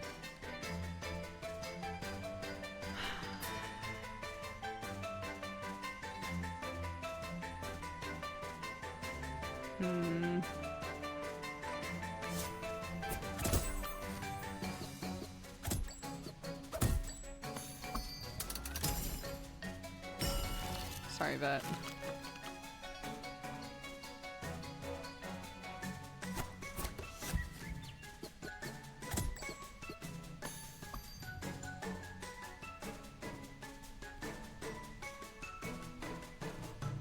I'm dead.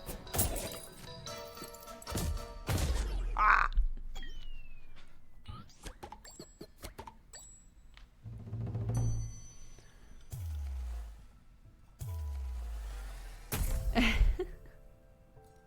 Pet house? New pets to start each journey with can be unlocked. You can construct new buildings in town by completing challenges.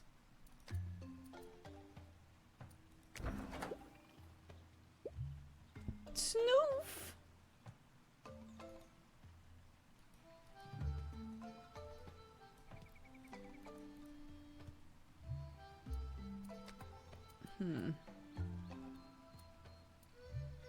Hit the redraw bell 10 times.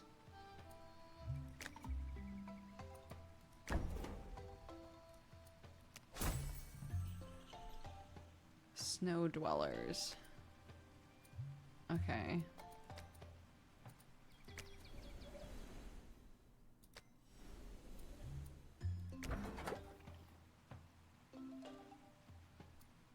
So is he in my deck now? I guess that's what I'm like confused about.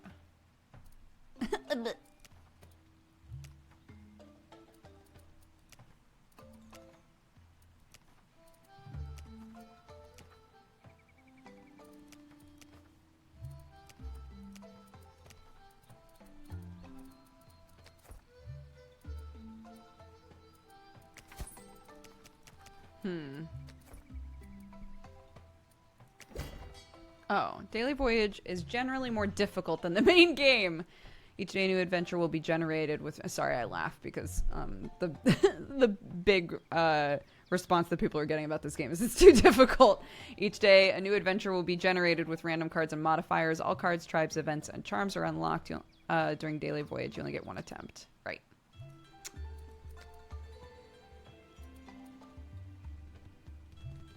They look cool.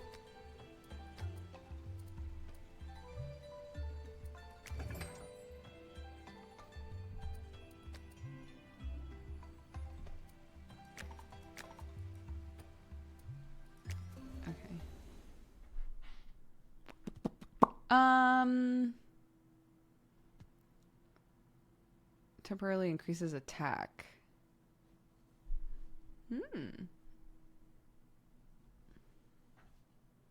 I love this face. Smack back. Counterattack after taking a hit. Demonize. Doubles damage taken.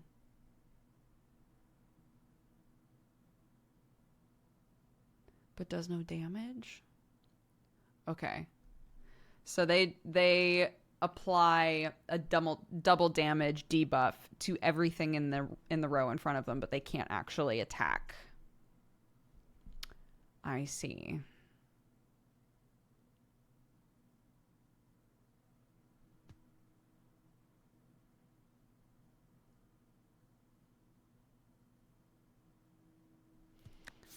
Let's take this. Their name is Tolosi. Tolosi, you're our leader. Let's go.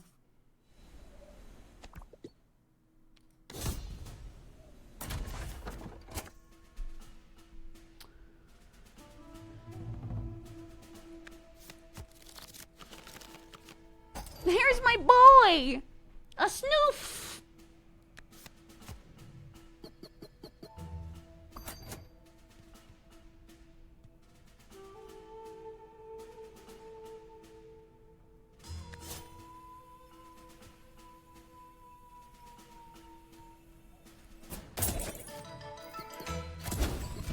There we go. That's what we want.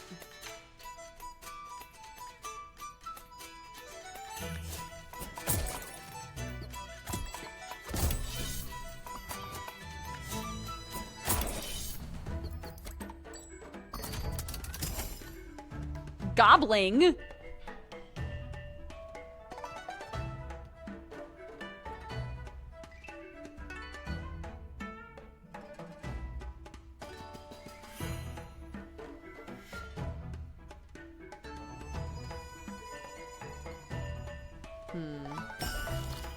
What do we got here?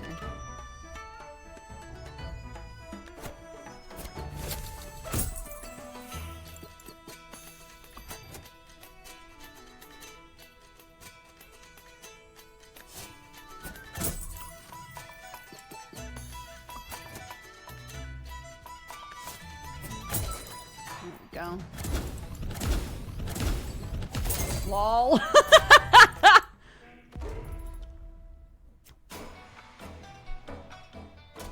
We did play the demo of this.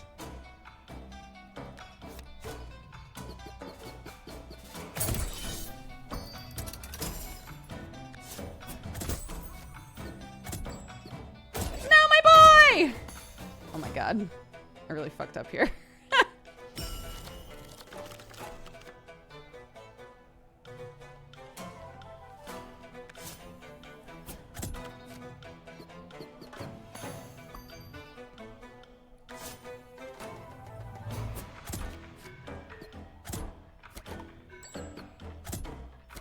I wish that you gave yourself spice. That would be really nice.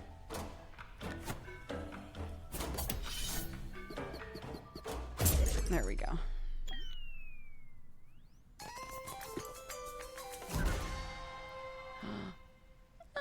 Snoof was injured in the battle, but if they survive the next battle, they'll recover.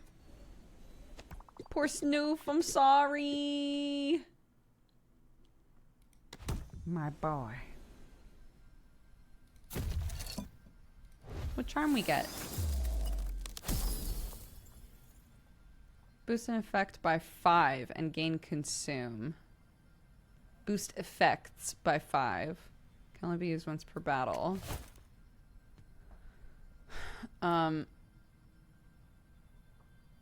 So it'll boost an effect by 5 once, I guess is what it's saying.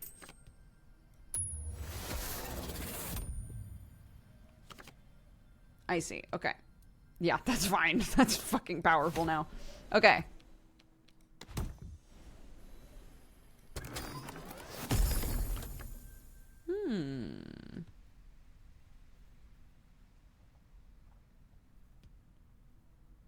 Apply 1 and restore 7. Oh, interesting. So you'll take double damage for only 1 turn, it looks like. But you get 7 health back.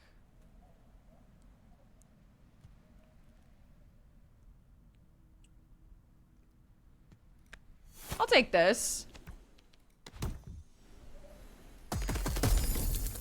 Who we got? Blocks an entire instance of damage. Okay. Ooh. This is fun. This will be Helwar.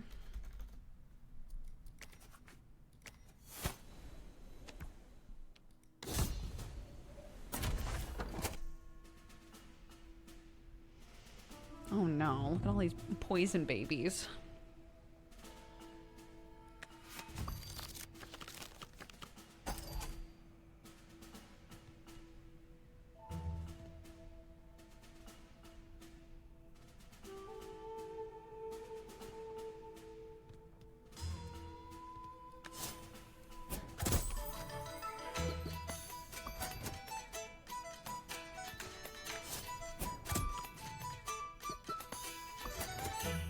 I need to get rid of this thing quick. I'm just realizing.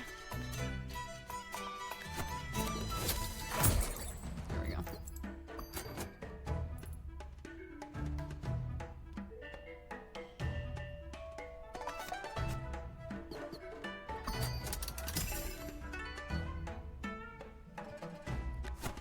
Might as well give this to her. Ah!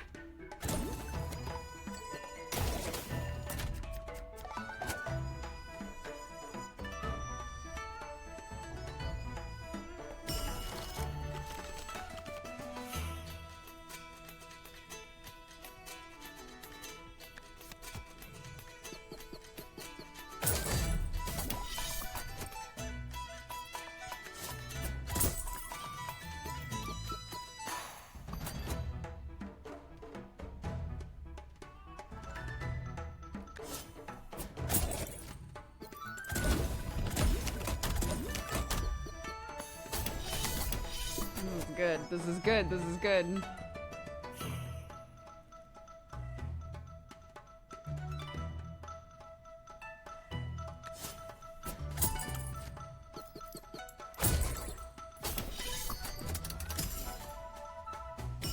I'm not gonna use Snoop if I can help it.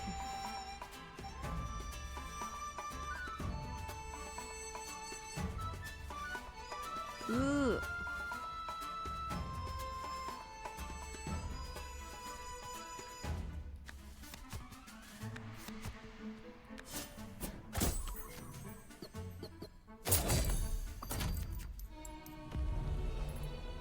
Oh my goodness, who is she?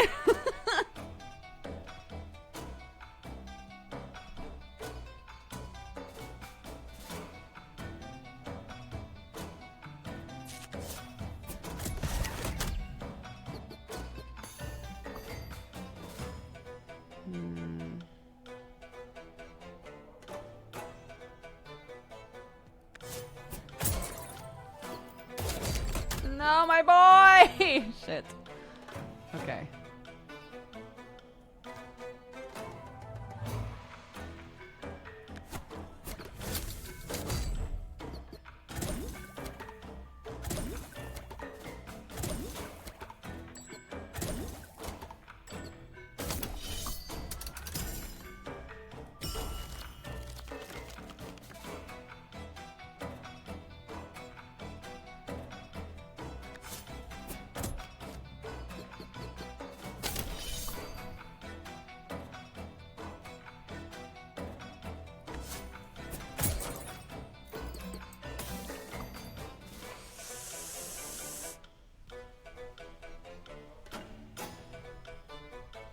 Oh my god, I'm dead.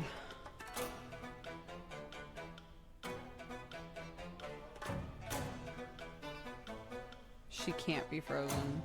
I only have a maximum of 1.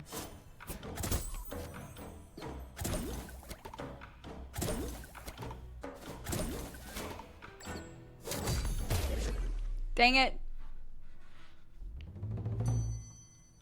Pelosi, no!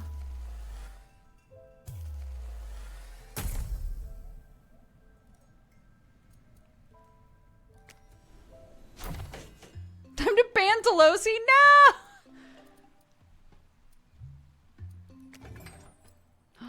Cute! Frog charm! Stop it.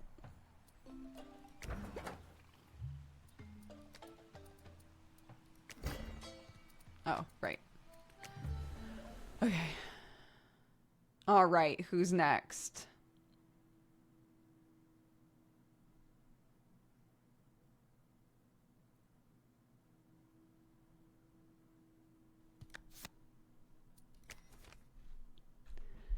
This is Suchi. Let's go.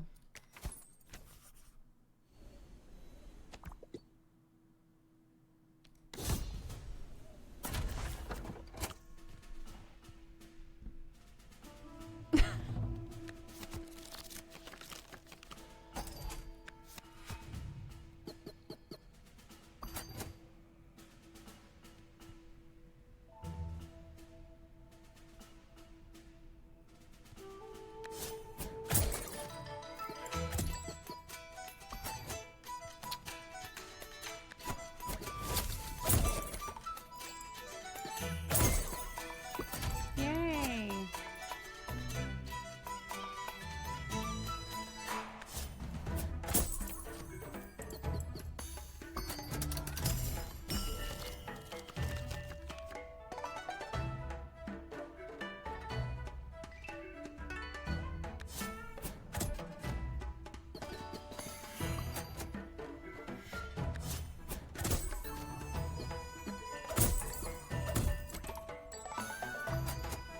All right. Shouldn't come back here. I forget.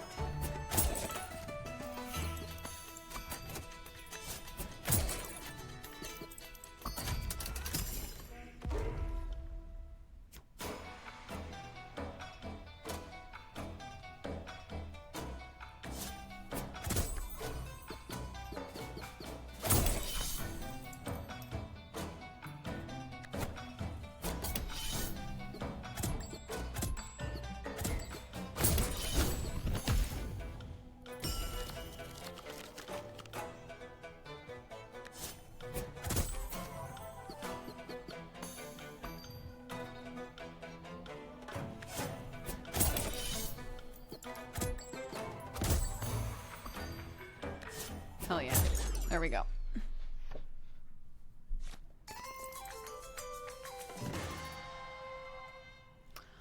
I mean, I would say I'm running into the same thing that we ran into when we did the demo, which is it's a hard game right off the bat. I think. We haven't done this yet. Oh, you just get muns. Okay.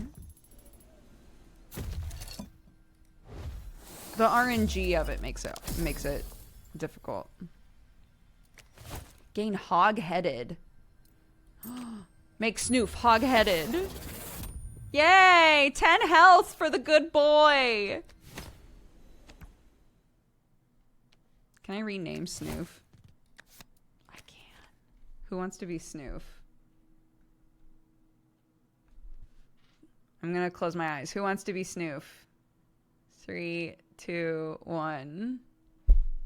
First person I saw is Rat44.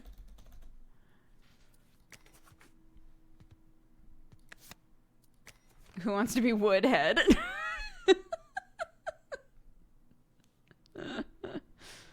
Silver Shadows.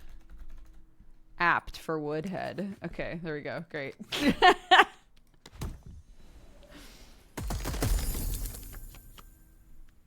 We could have Dash again. Or Demona. Oh my goodness. Apply 1 to all enemies. We could like really double down on the snow thing. Maybe we'll do that. All right, who wants to be old snow boy? Who is she? Zerebus. Here we go. Let's go. All right. Berry Witch. God damn.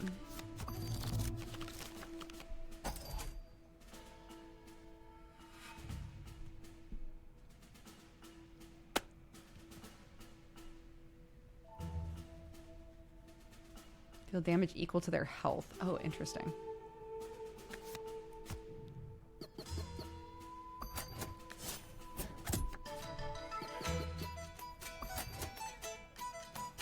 Let's put you back here.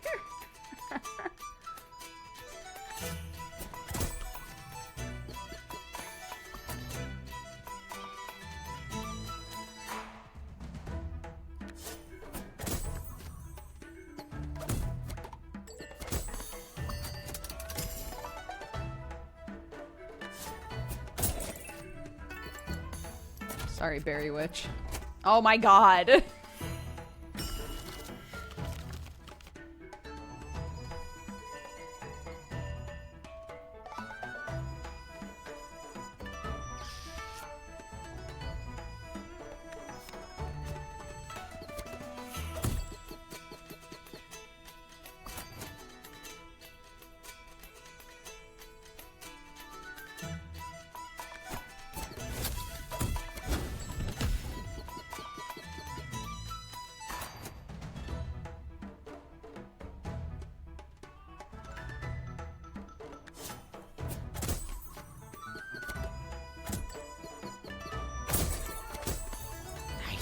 Ah, that shit's good. That's good stuff, dude.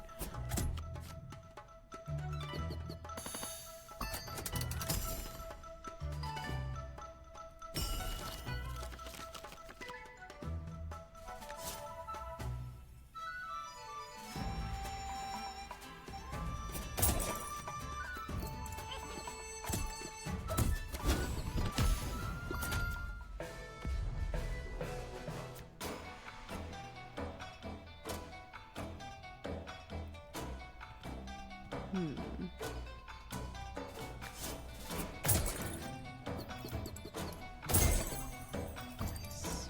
Absolutely.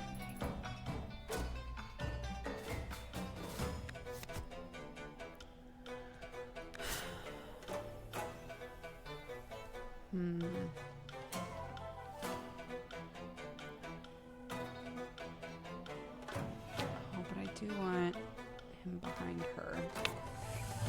I can do it on the actual turn where it matters, so it's fine.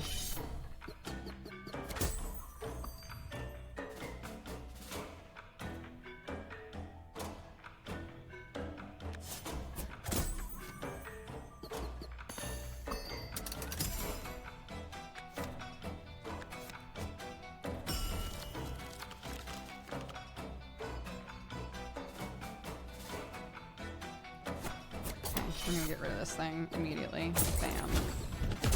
Yes. That's good shit. Okay.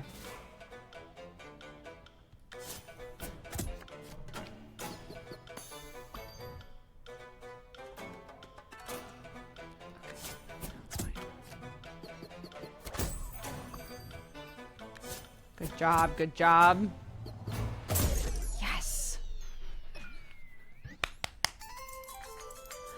Me skipping all the new games I have been playing Hades.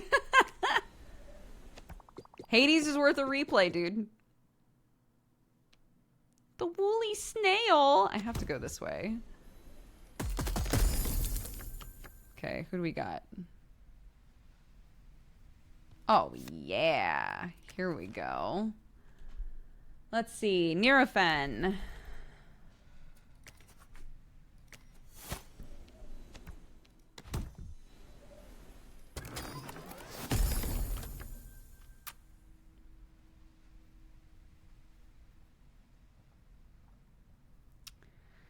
When an ally is hit, restore their health by 1.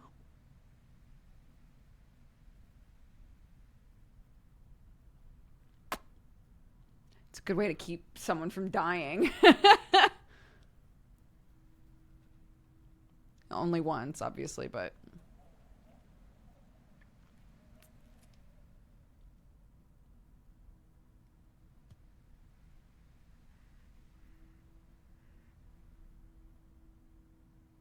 This is pretty good. I'll take that.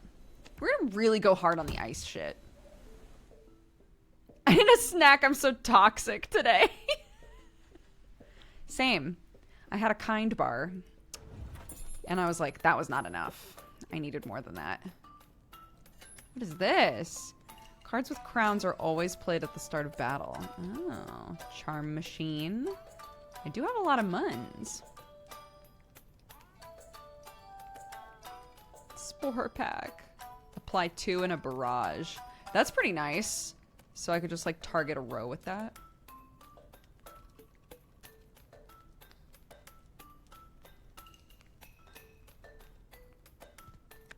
I'll take that.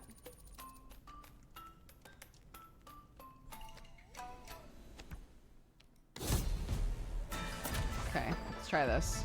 This dude again? All right, let's go.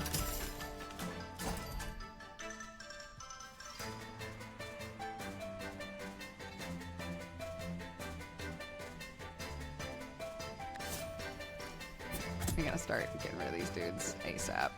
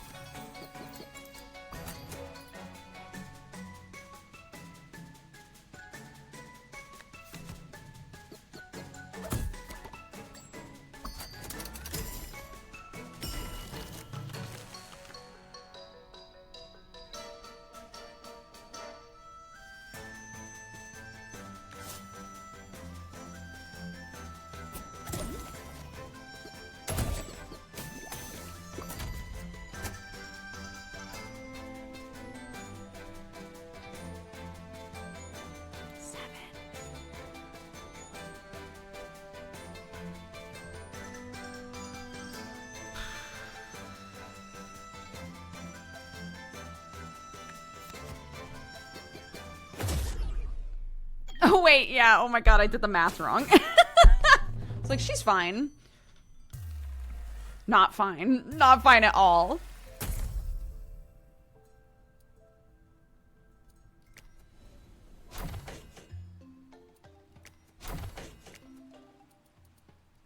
Okay. My name's Plius. I'll be crafting up new items you can find in your future travels. As long as you... get your achievements, bitch! Gain 50 blings from a single battle. Okay.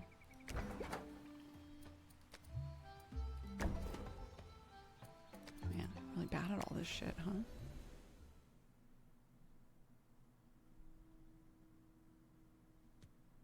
Counterattack after taking a hit. I love how cute everyone is. Dodge! I have to take them. Okay, who's gonna be Dodge? I keep seeing my mods talking, so here we go. Another mod-led team. We'll see how this goes. I believe in you, Jerry.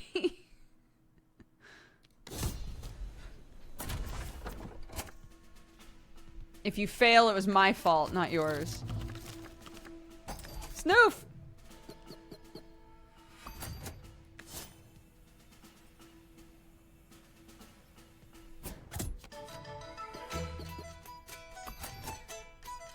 A wild snoof?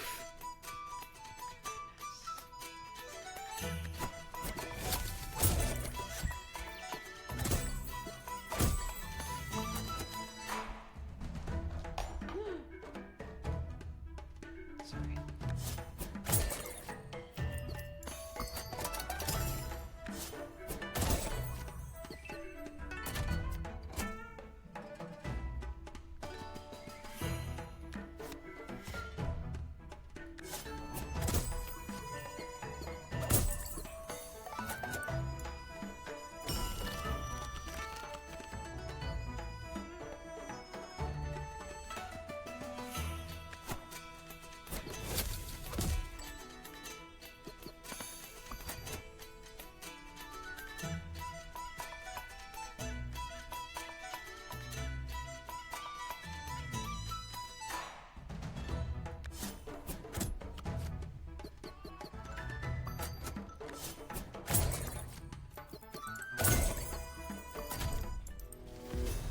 The Snow Knight. Whenever anything is frozen, gain attack.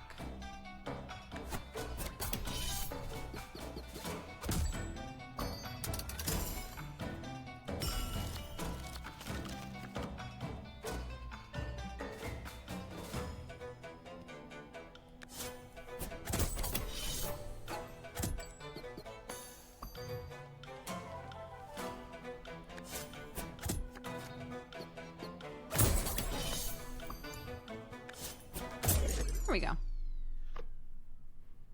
Strong start, Jerry. Look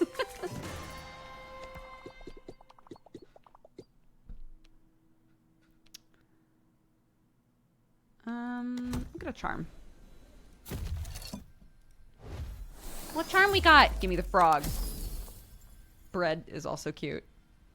Gain consume. Why would I want that? Why do I want anything to be consumed? Maybe there's synergy later. There'll be cards that are like, when a card is consumed, everyone gains 10 health. And I'll be like, well, fuck.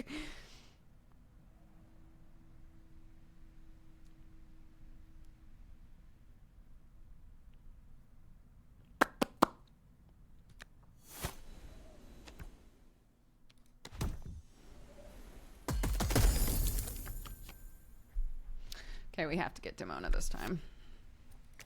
Because we sidestepped her last time and it really wasn't fair. Raynex. Let's go.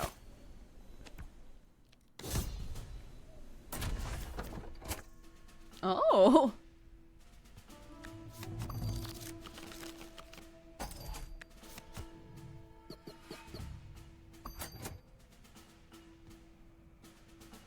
Trigger when an ally in the row attacks. Get rid of that guy.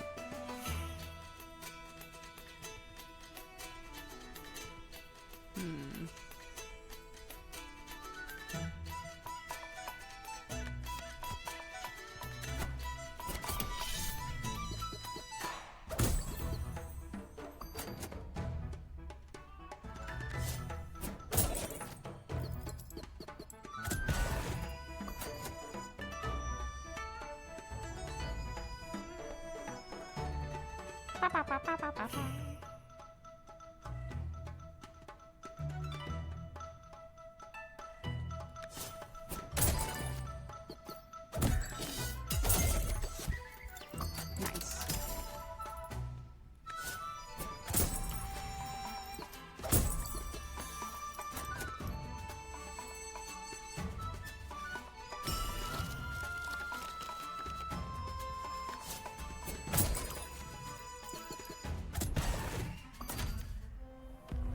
Oh my god.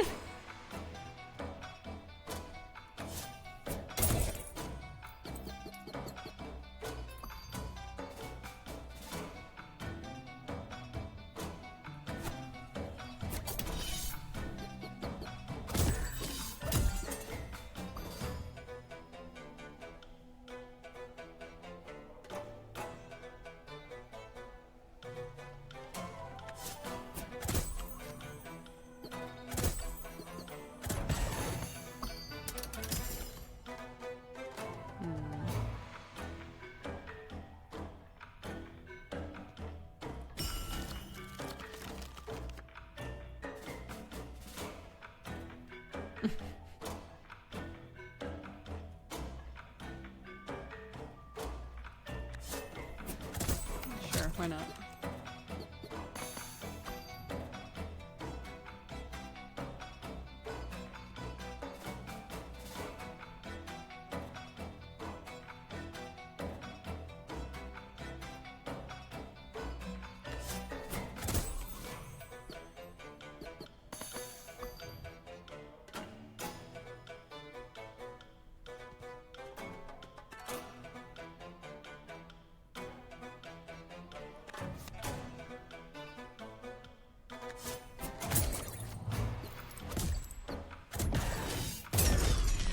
Bam.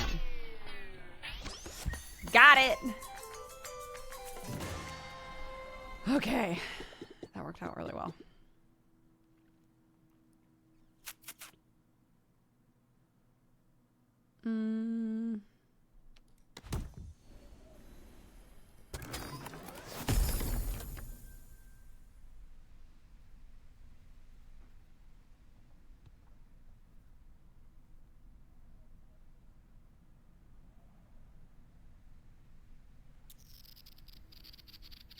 Let's get this.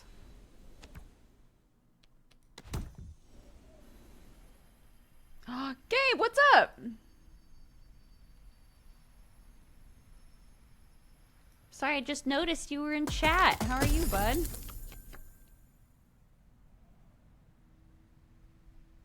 Ooh, this is not to make a pun, but this is pretty spicy. I like this. Gabe, do you want to be the spicy buffer? I'm not waiting for your answer.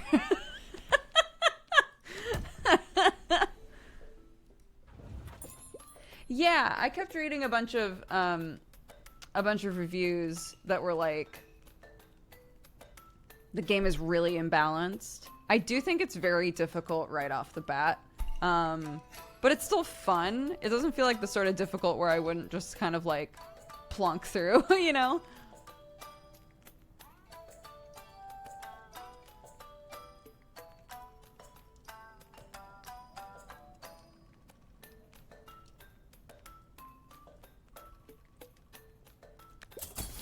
I'll get this. Okay, let's try. I have yet to beat this boss.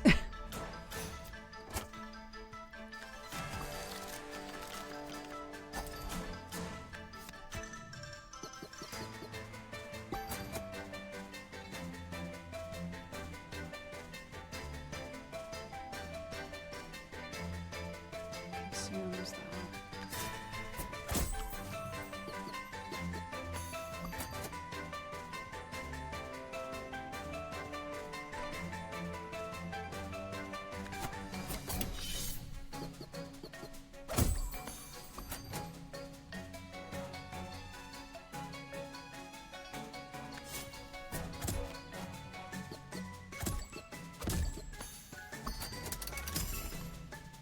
All right, let's go.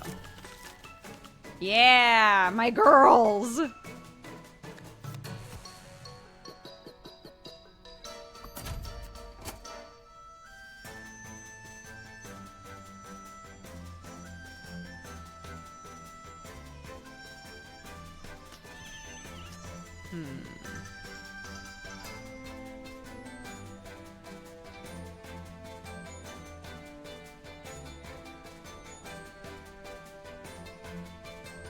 Man, we're all hitting for a lot out here, huh?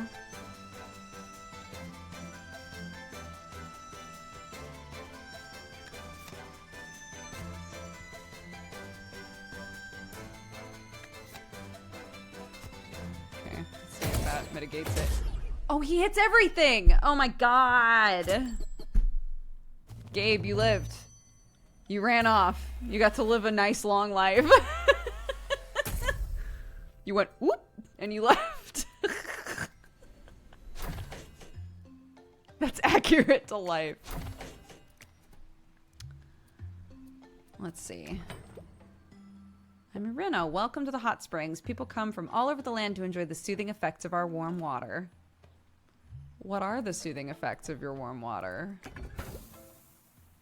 Achieve a 3-kill combo. Okay. still... Oh my god, I keep forgetting to recall stuff. It's fine. I like this one's pluckiness. Okay. First sub I see. 3, 2, 1. Nerglia. Who has played a lot of this game? Apt. Can you lead us to victory? We shall see.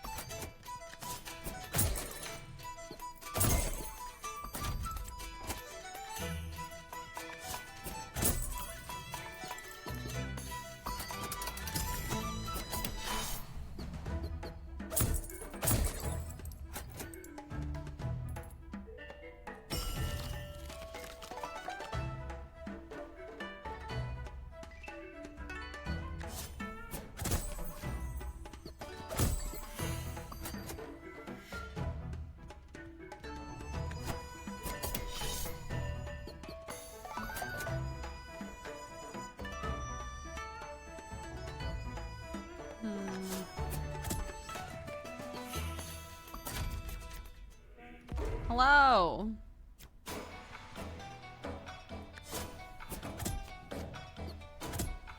No, my boy! Oh my god. I really need to think before I do shit.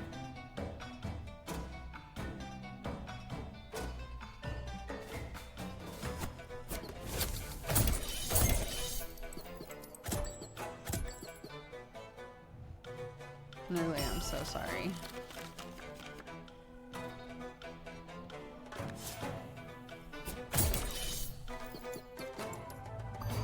Oh my god.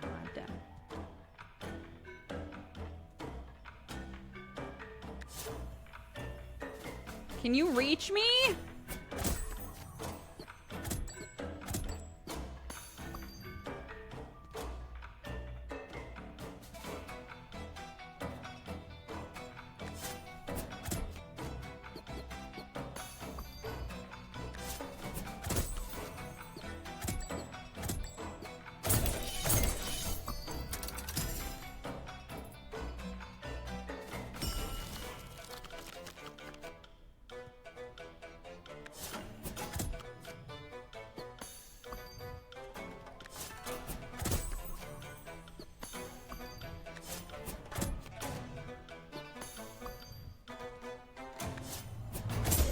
Yay!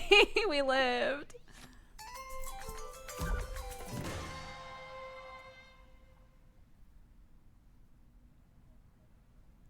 These kind of games are my jam. Also, so many pengus, dude. My boy, he injured.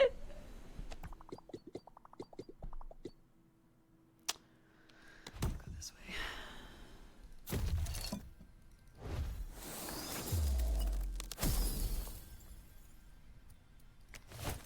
Give that shit to my boy. My sweet boy.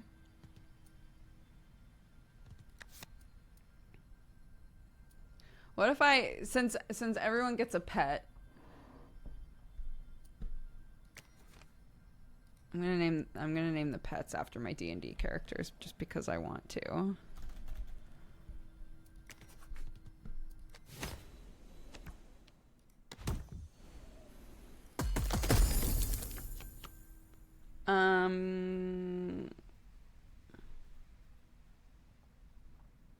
Ooh, that's fun. Okay. Who wants to be Shelly? Sprinkle. The Lich King, but I don't think it'll all fit. We can find out. Oh my god. A powerful name.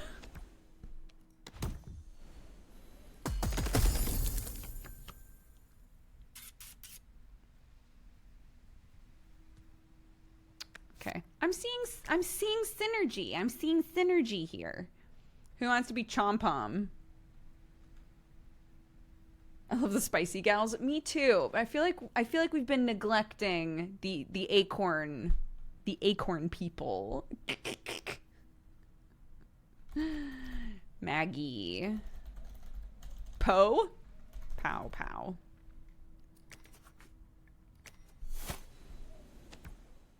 Okay. Next battle. Let's go. Oh no. Not these bears.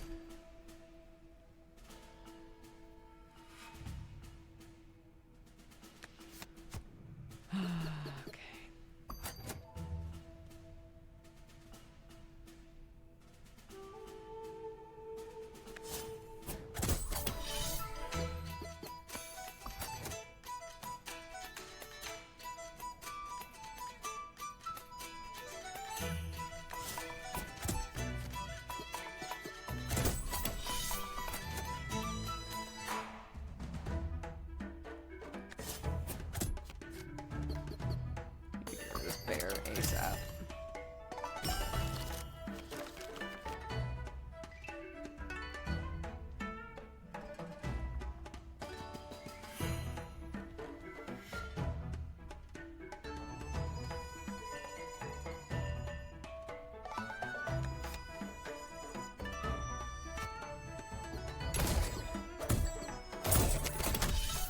All right. Here we go.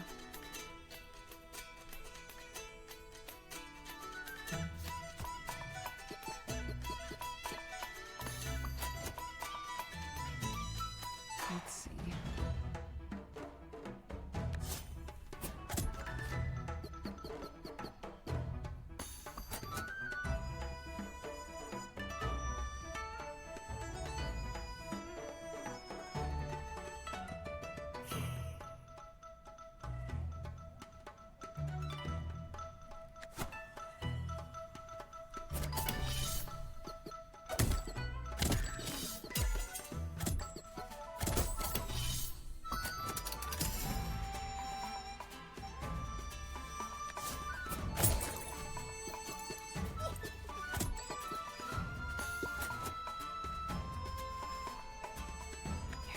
True.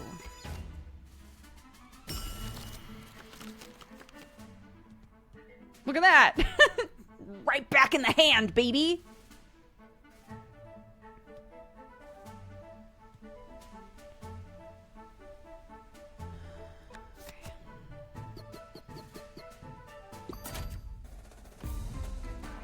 Bumbo! I'm definitely gonna die.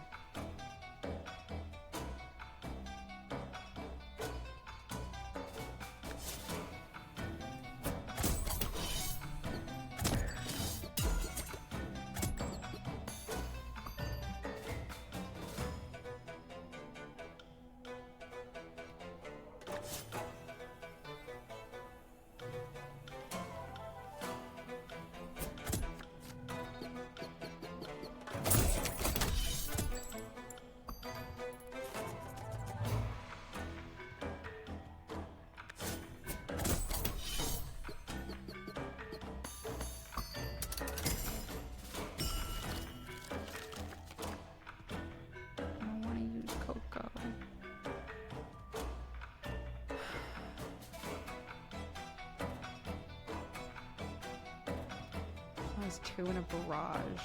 So if I have someone up here, we'll attack them, I think. So this is gonna reduce attack, but not make them take more damage. Okay.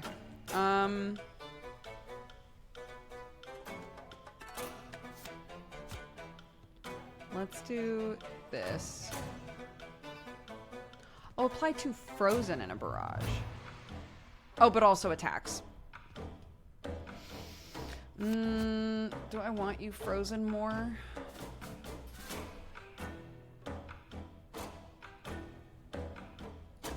It's okay. Because this is passive.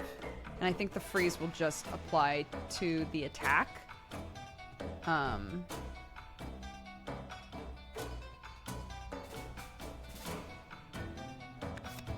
Let's get Coco out there. If we're all gonna die anyway. I literally said out loud. It's fine.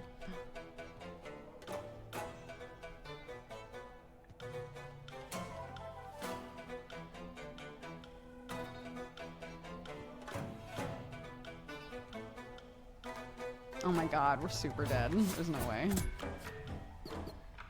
Lol.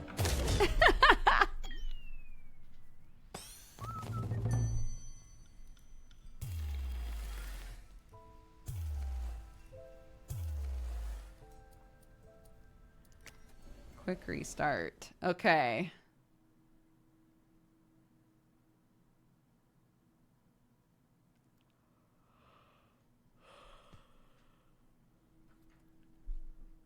Sure, let's mess around with the frost mechanic.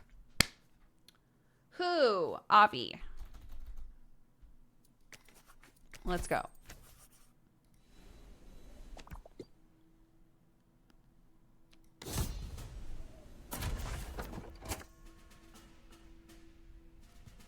Boop, boop.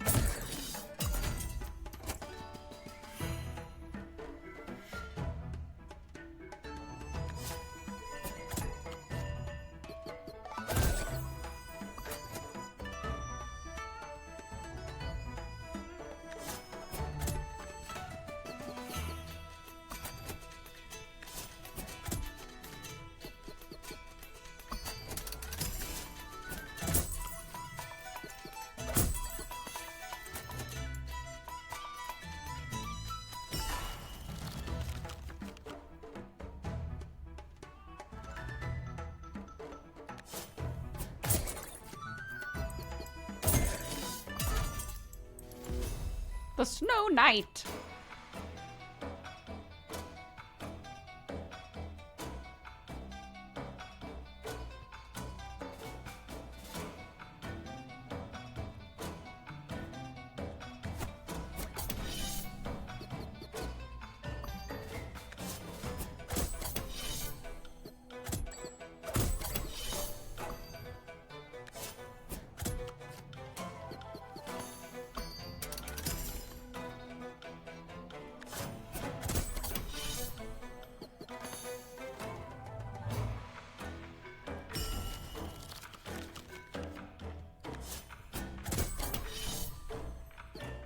There we go.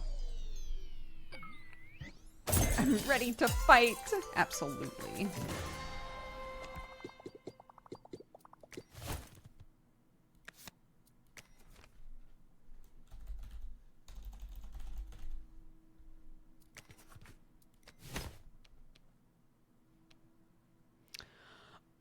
Sure. Who we got? Look at Foxy again. I do like Foxy. But I also want to play around with this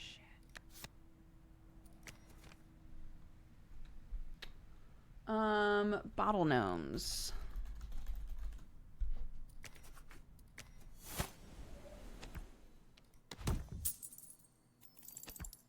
Thank you.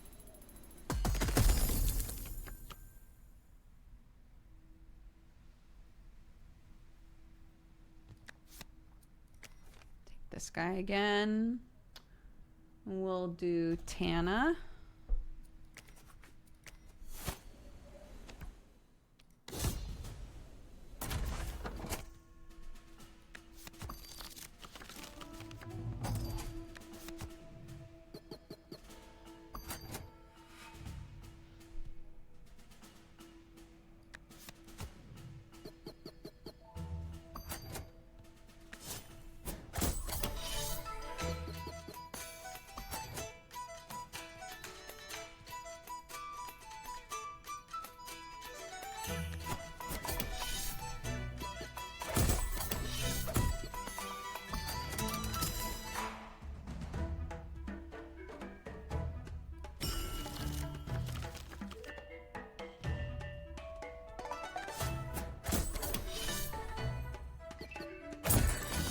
Noise.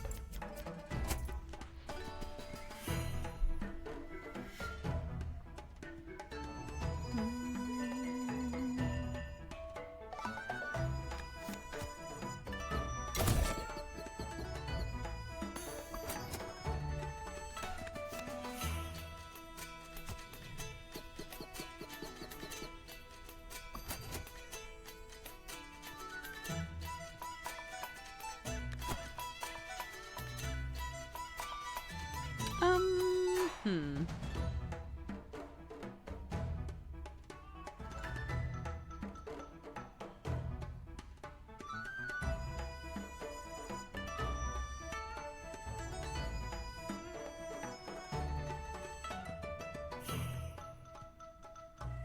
What's the best play here?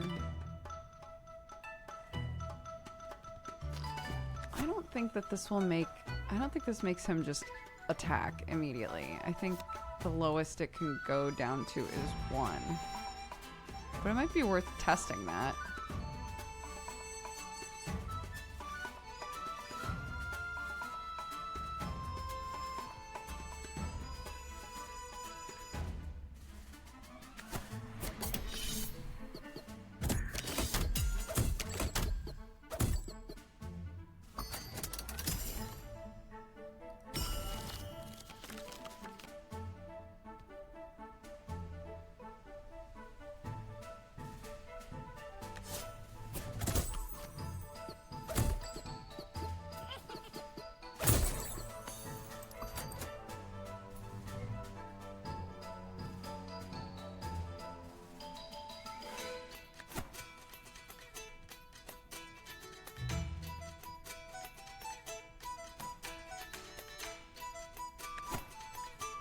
Hmm.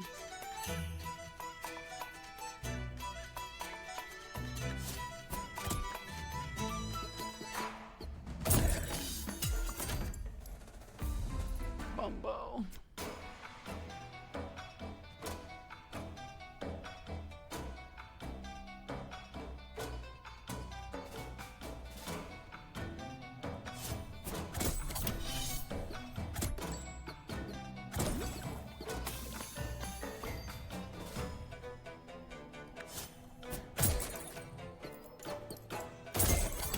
Nice.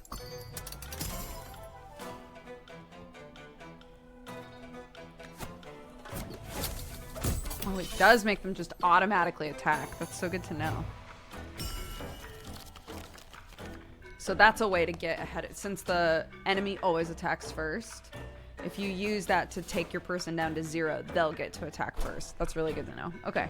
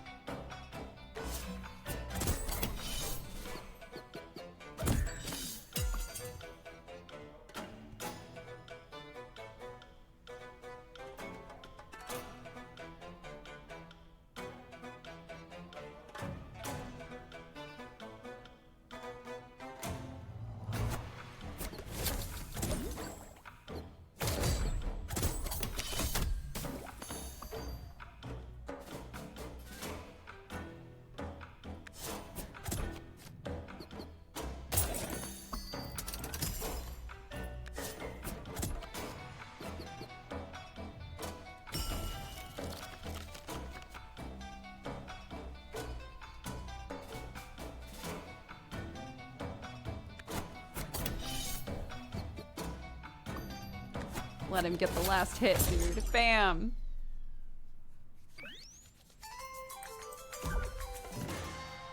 There we go. Oh no! Poor fungus bro.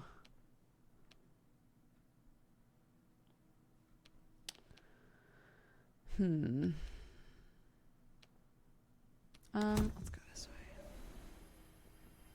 The Duke's approved way to brew coffee at home. I almost always use a French press. It's super quick and easy. You can get French presses that are super tiny. You can get them really big.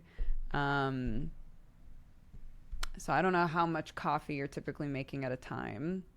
If you tend to only make like, if you would rather only make like 1 cup of coffee at a time, I would say get one of those like single cup pour overs. That's good and super easy. But if you want to make like a pot of coffee of some shape or form, French press for me is the way to go.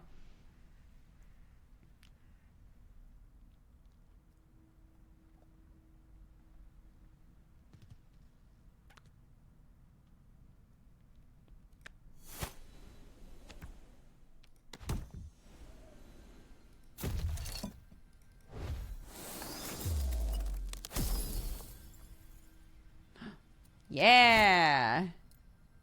Deals damage every turn.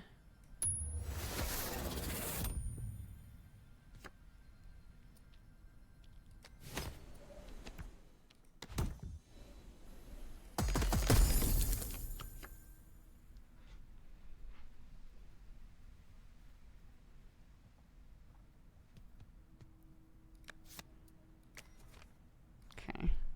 Let's take this goblin again. Dab soon.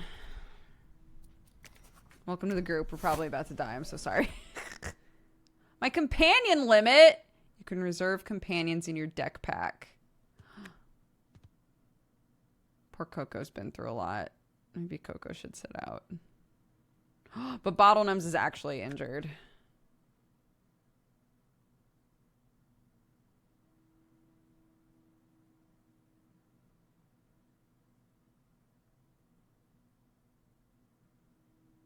Yeah.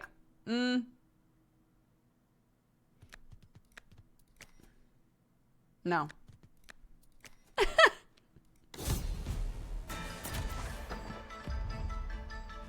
always forget to clean my French press.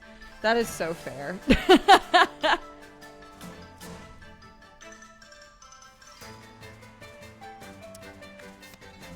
Okay, let's fucking fight, dude.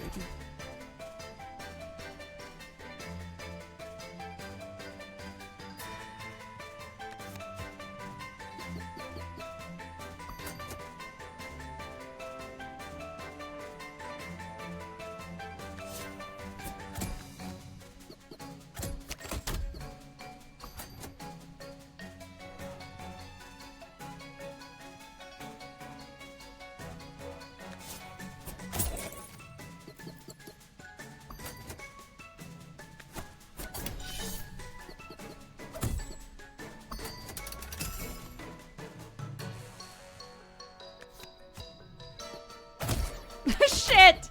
My boy! What a fool.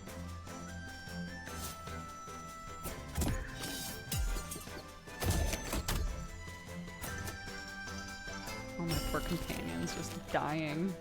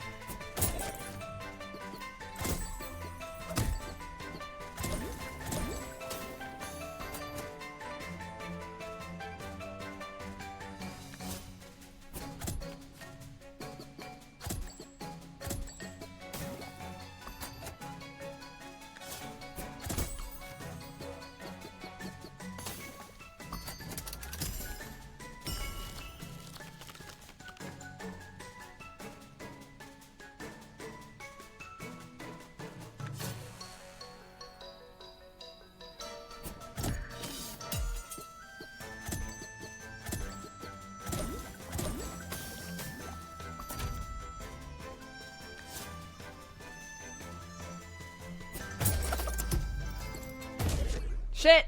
I was not paying attention to him. Pro gamers never lose. Why'd you say that? No.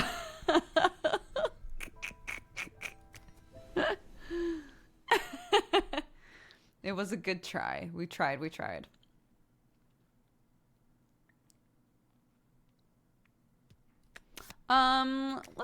Let's get a Healy baby out there. Josie Springs. I believed. I know. I appreciate you very much.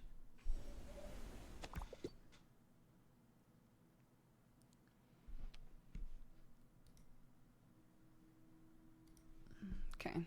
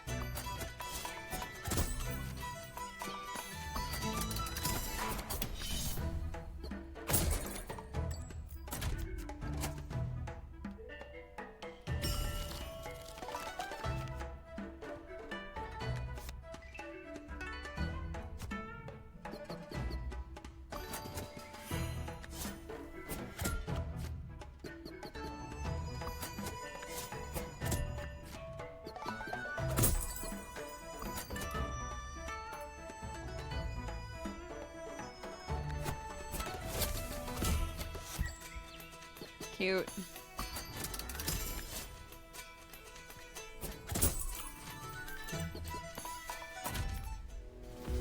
Get in here, Snow Knight.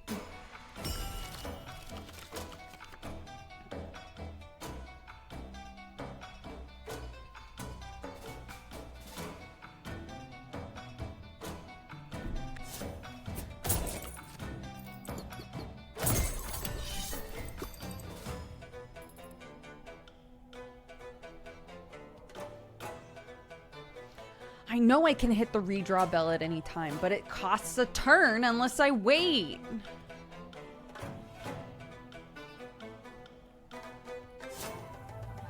Only attacks for 2. It's actually pretty wild.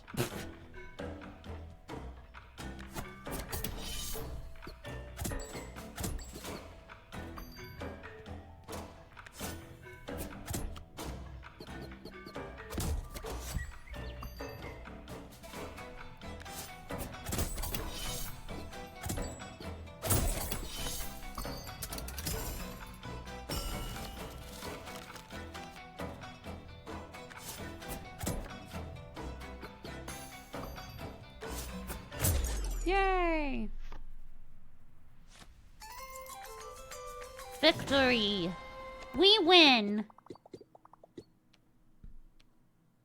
I know, I like that they cross out the last name as well.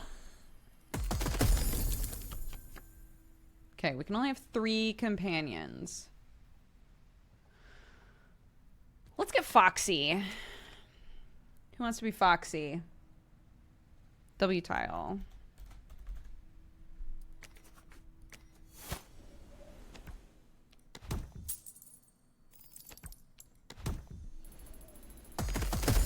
Another companion. This guy is so fucking good. Ruby Rach.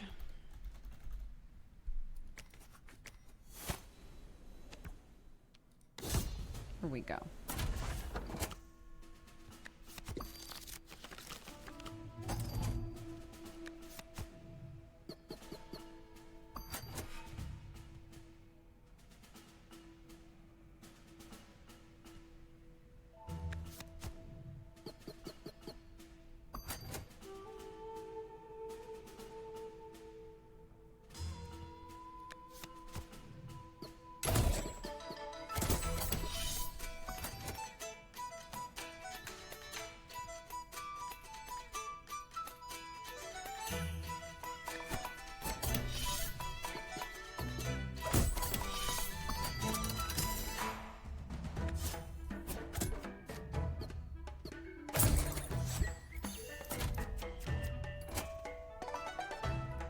Healing, healing, healing.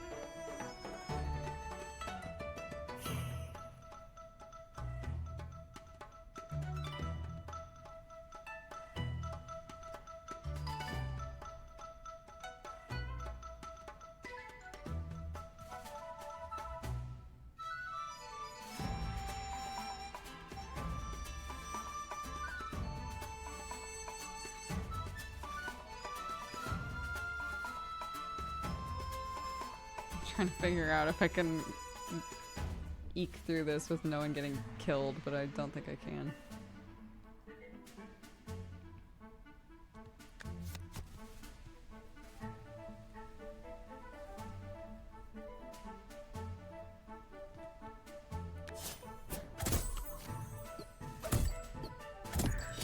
Okay.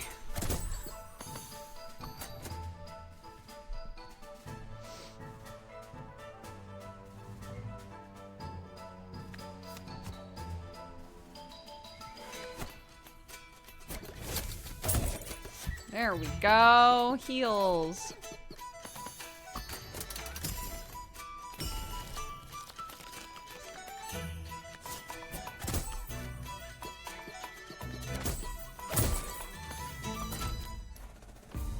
Bumbo!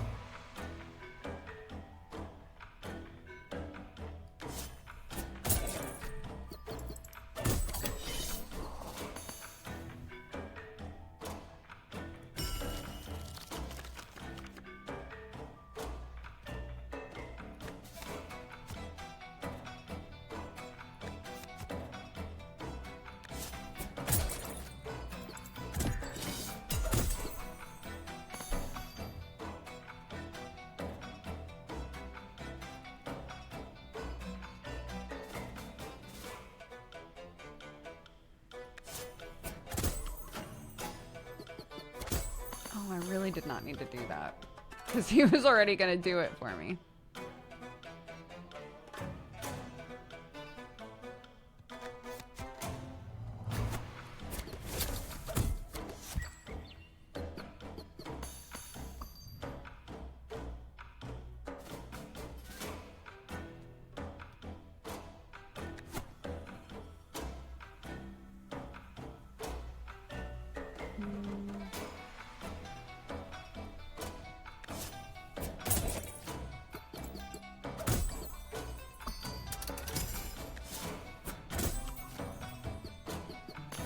He's already frozen.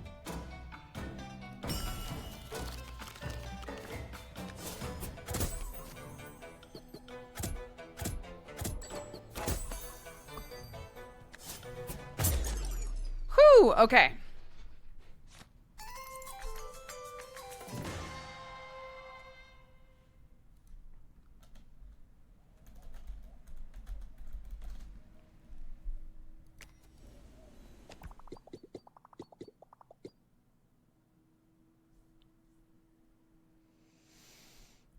Okay.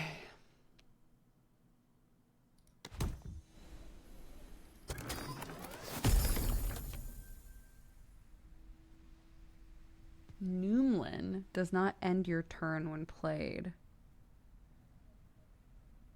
Oh. Oh, that's interesting.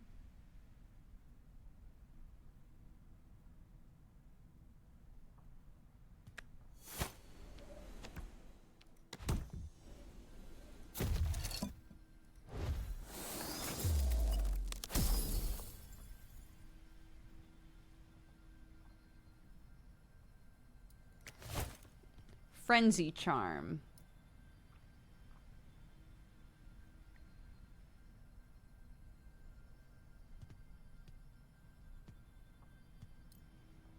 I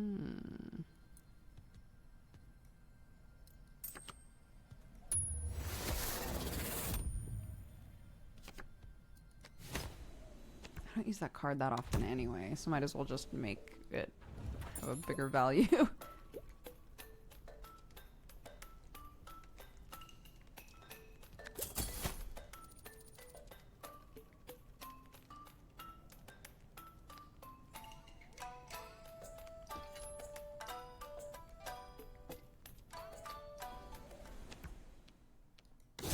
Okay. Oh my god, it's a different thing! Different fight, dude.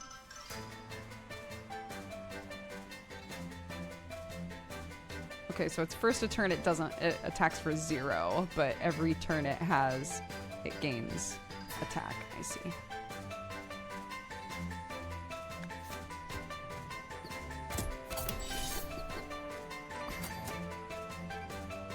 Oh my god. Wait, it has a turn. It has constant turns? Oh, fuck that.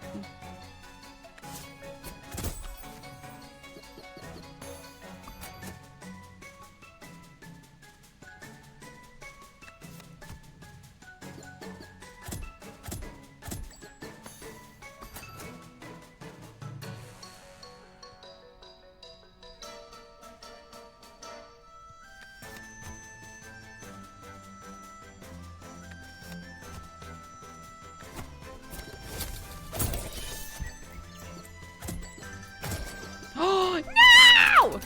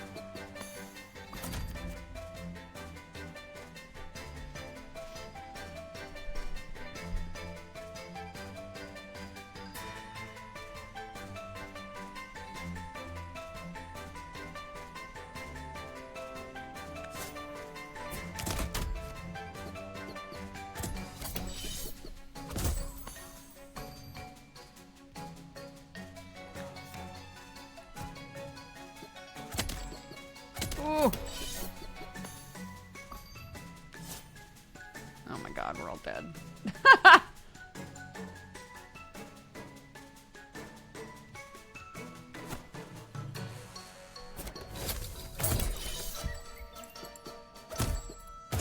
Yeah. We will never release Sam. Oh my god. Yesterday, he earnestly was like, I think it might be done today. And it's all slowing down. I think this is the last day. And then I had a message from Amariel like, I don't know how to tell you this, but I went to check on his stream and he's back up to like 9 hours or something crazy. And I was like, oh god, of course.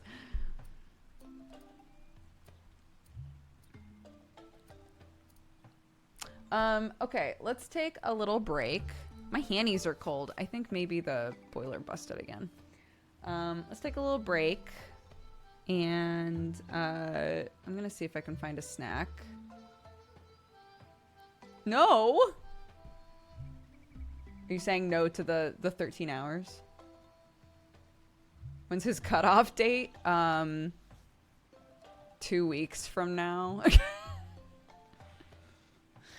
He was like, it'll probably only go a week, but I'm saying it's uncapped, so I'm at max. At max, it could be 3 weeks. And I was like, okay. No to the boiler being broken. Oh, that makes sense, yeah.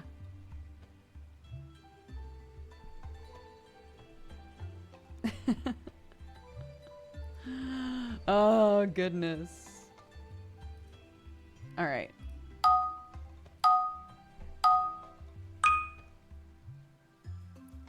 Let's see if it's working right.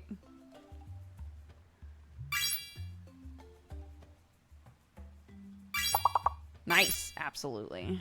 Okay. See you in a few minutes. Hi. Sorry. That took forever.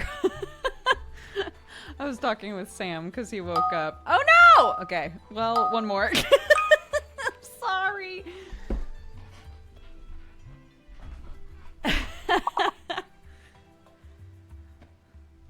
I was like, do you want food? He was like, can I have a coffee, please? I was like, yeah, of course. And then I was like, oh man, the number's getting low. And he was like, yeah, but it keeps getting bigger.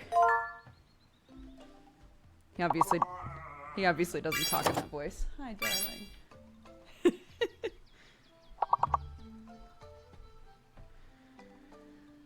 Okay.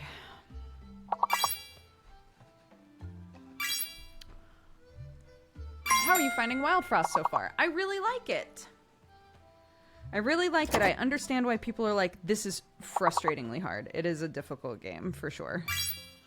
The RNG element of it makes it difficult, but like games like Slay the Spire are RNG about like what specific enemies you interact with at the start, you know. So I don't know. I don't know what it is about it that makes it feel like it's wild to me that we still haven't beaten the first boss, you know. And I'm totally willing to say, and that's, you know, because that's a me issue, but I'm surprised we're not seeing progress a bit quicker. But the game is fun enough that I don't mind that much. I don't mind like restarting as often as I am.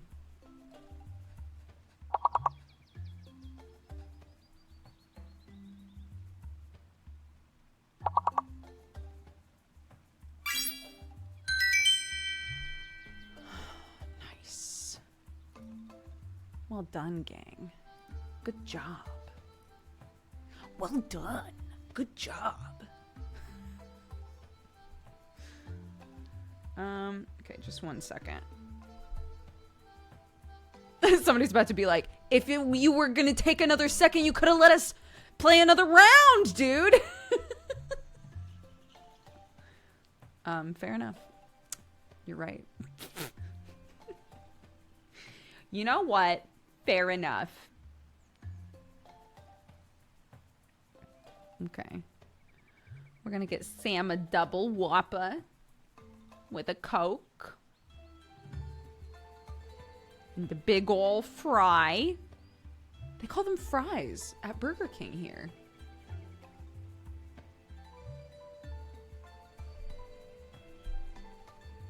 Have we talked about this before? Is it just like American chain restaurants that come here still call them fries?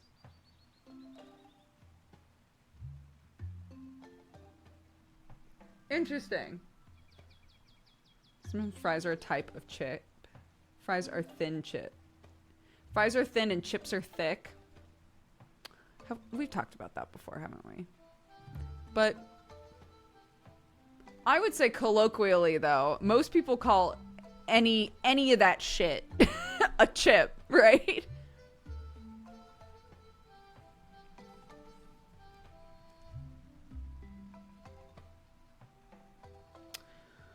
What am I doing? I'm getting this. for myself with a coke gusher and a fry. Yeah, why not? Great. I'm gonna wait. I'm gonna check out. Yeah.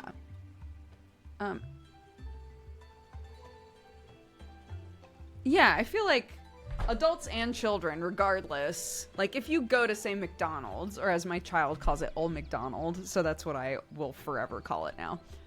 If we're going to Old McDonald,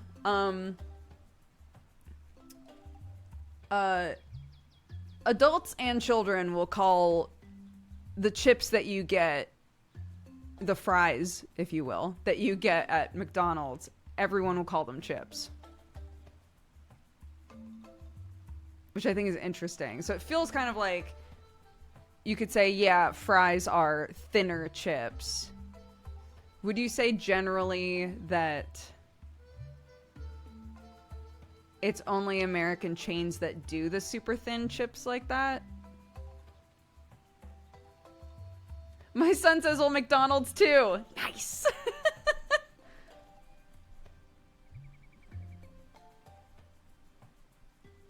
Yeah, Old McDonald's.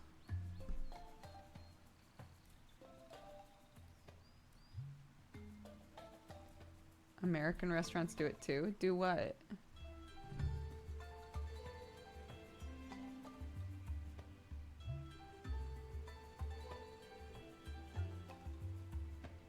Yeah.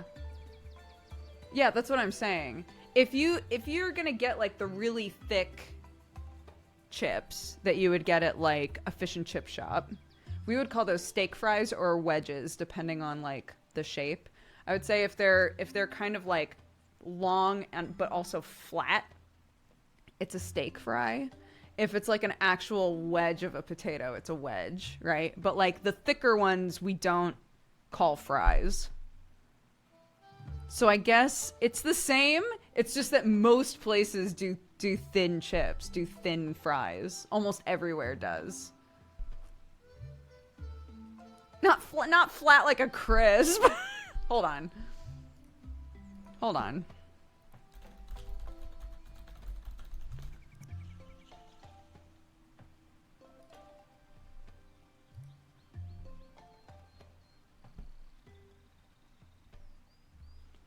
Oh my god, I'm trying to find a picture.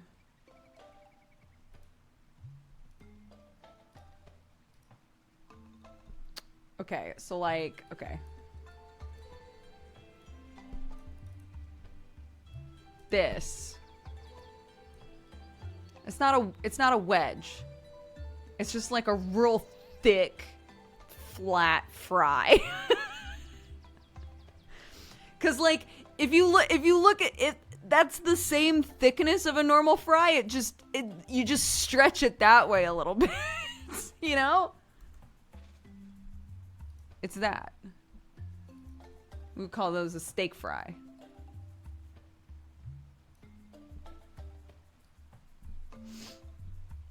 Anyway. Let's go. Oh my god. Okay. Ooh! Shademancers! Skilled warriors unleash the power of darkness by summoning spirits known as shades to aid them in battle. Wait. Nice! Okay, we've got a whole new group we can pull from now. Yeah, let's do this. Absolutely. Okay, Amarian. Let's go. Ba, ba, ba, ba, ba. Ooh, shades. Before the Wildfrost, shades were elusive shadow creatures known for their ability to possess objects. These rarely seen beings could occasionally be found in dark, cold places like shells and pots. After the Wildfrost, as the world grew colder and darker, shades became more prevalent and powerful. They began to possess dangerous objects and animate them into monstrous opponents. A tribe known as Shademancers found a way to harness the power of these creatures. Using uniquely crafted masks, they were able to turn them into reliable allies. Cute. Cute.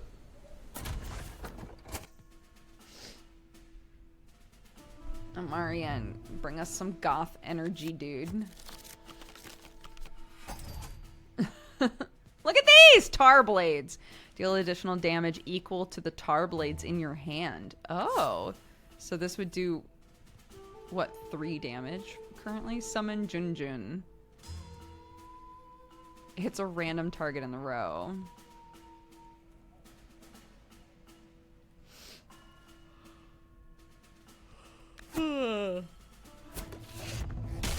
Cute.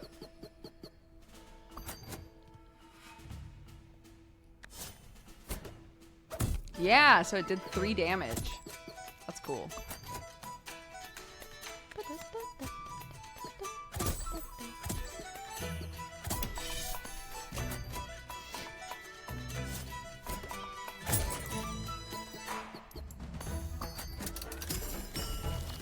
Let's get more tar blades. No? Okay, that's fine.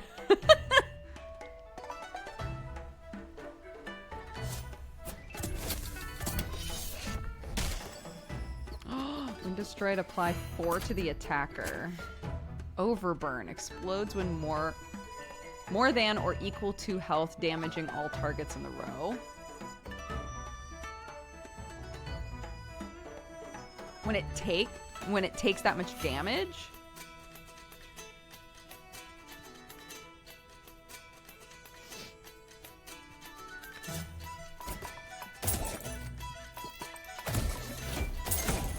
Oh my god, that was sick. Oh my god, that was sick. That was sick. I loved that.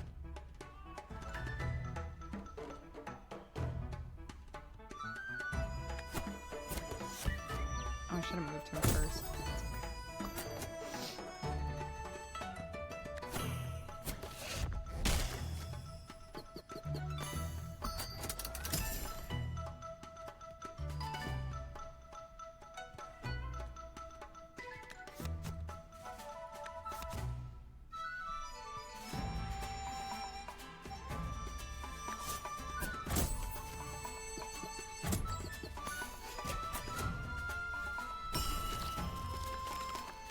Oh my god.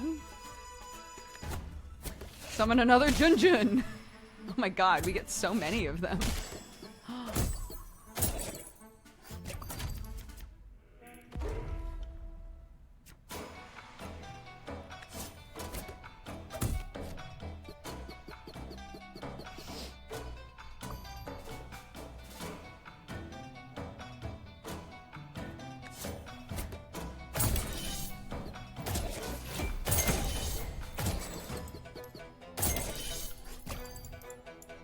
Absolutely. Oh my god, this is very fun. This is very fun. Okay.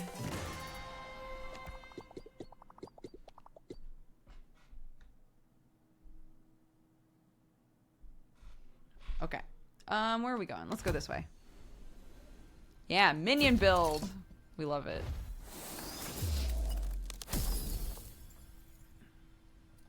Sure. Apply 1.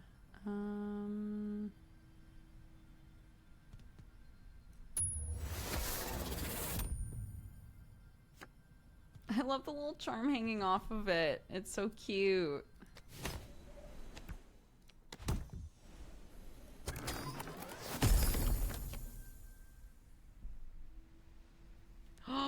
This is great. Because an ally is different from a companion, right? So I can use that on one of the shadows. That sounds fucked up, but like, they're like expendable minions, right? So... Oh! I don't know why I'm so into the berry people. Every berry person that shows up, I'm like, goodness! Okay. Sure. Who wants to be this berry person? Telly.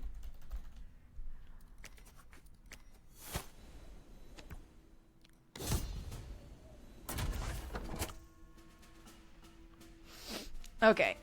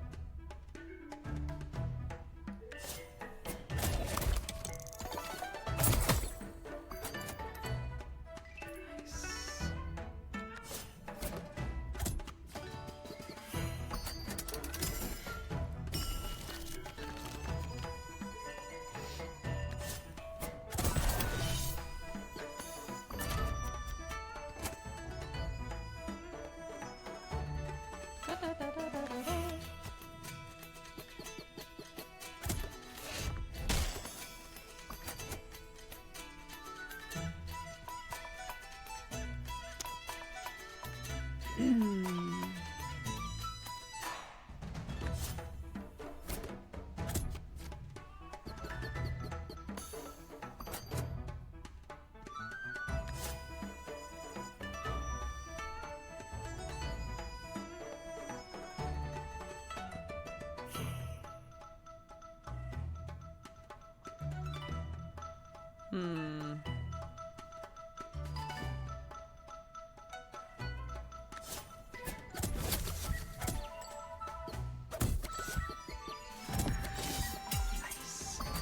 Okay, Telly, I'm putting in work.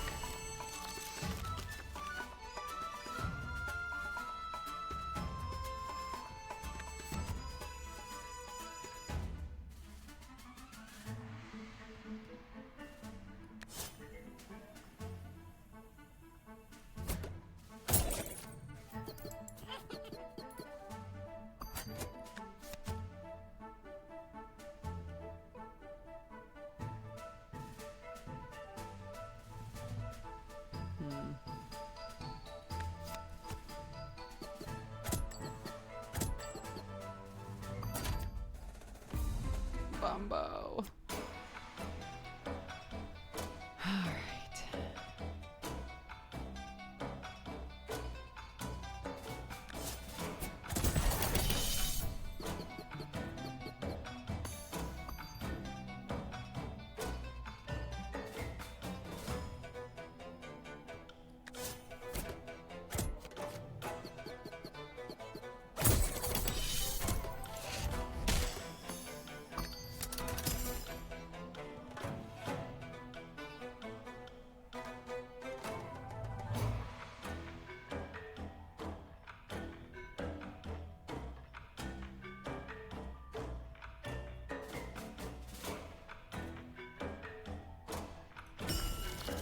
I don't think if I use that ability on them, I don't think that it's gonna...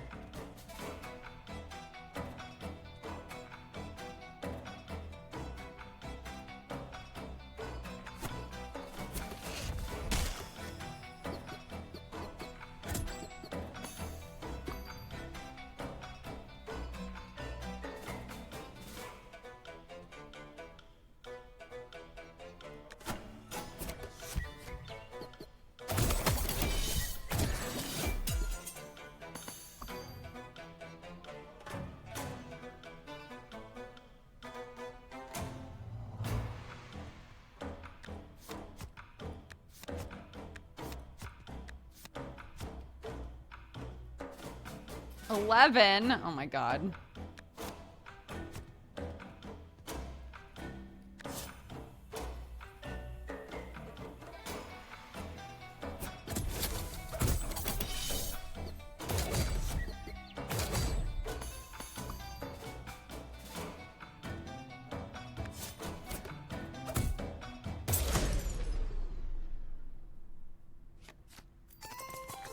Nice. Telly got injured. Okay. How many companions do I currently have? Just Telly. So let's grab another one. Ooh. Oh, interesting.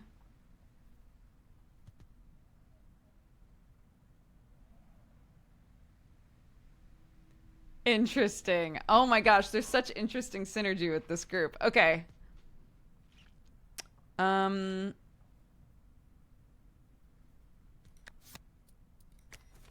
Let's try Groff. Cingatorix.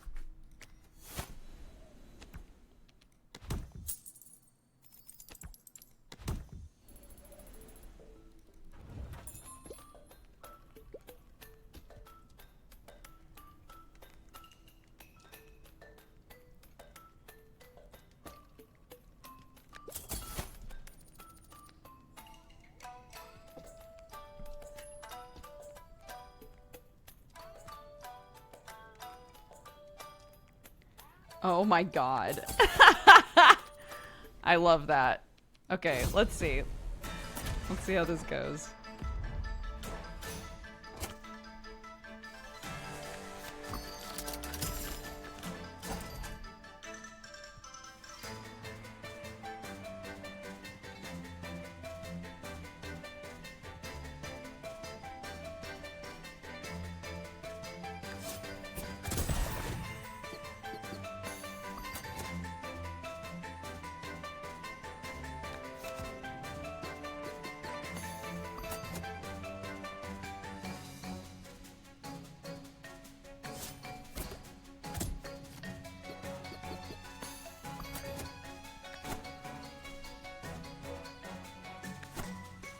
Gosh.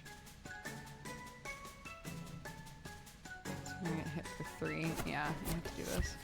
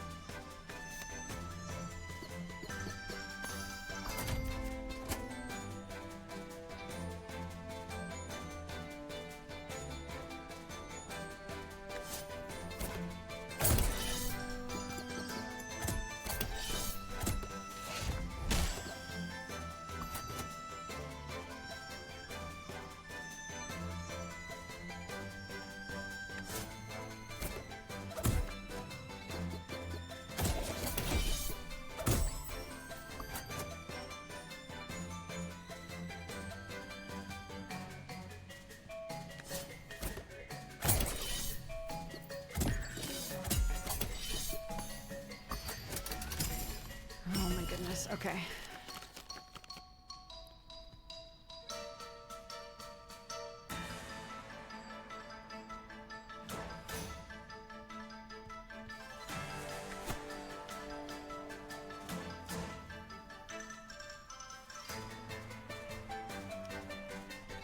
Oh gosh.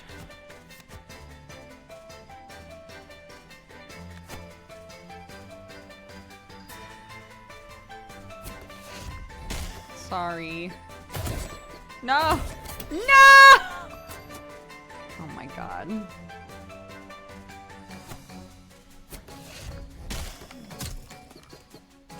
Shit! Oh my goodness.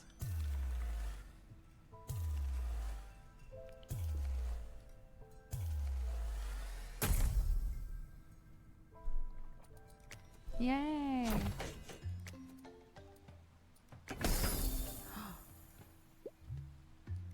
Slap crackers. Hits a random target in the row. So is that just like in my starting deck now?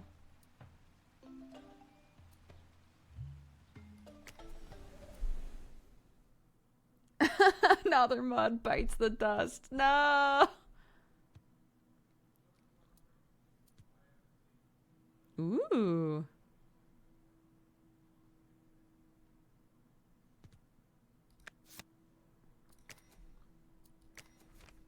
All right, who's this? Archive thief.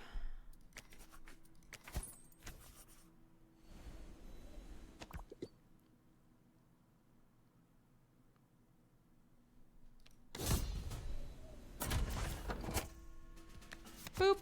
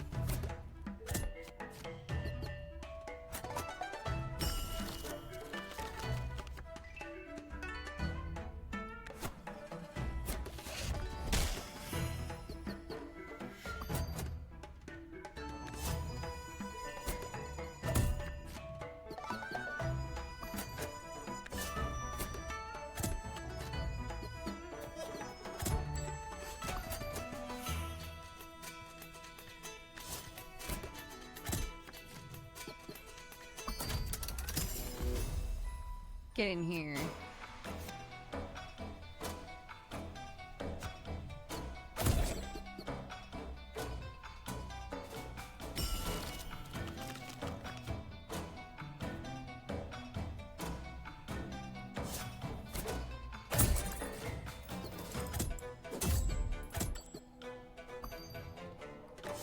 big hit back, dude. I love it.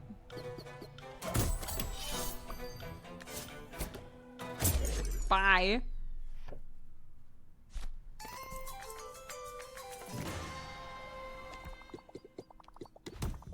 Oops.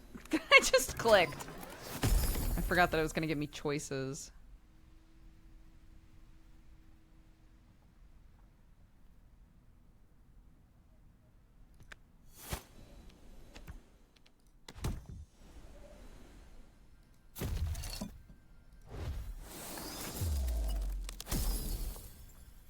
Gain Noomlin.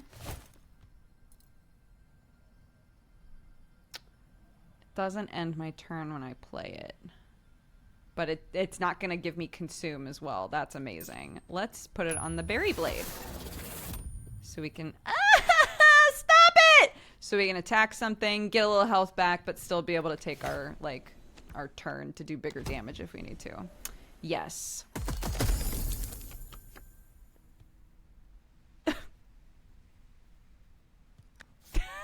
Sure. Who wants to be Munch? Let's see. Big HB. Your name applies here, I think. I'm sorry, it's not a duck. Oh, one sec.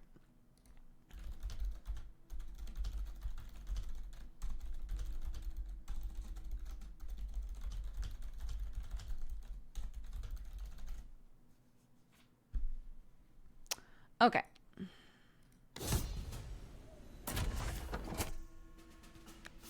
Smack back.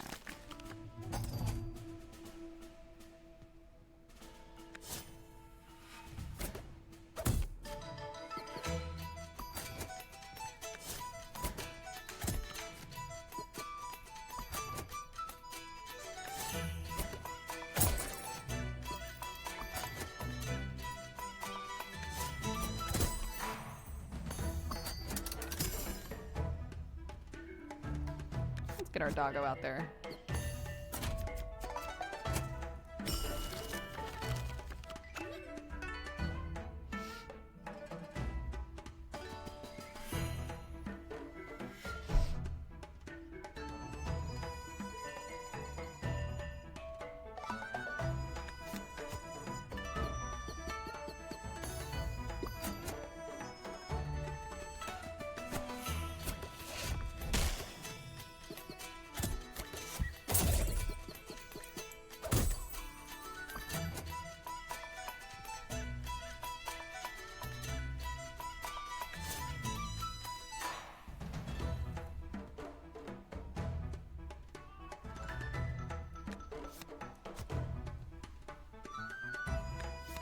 I just have to remember to move them. Oh wait, but this doesn't... It doesn't end my turn. Wait. No. No. Okay.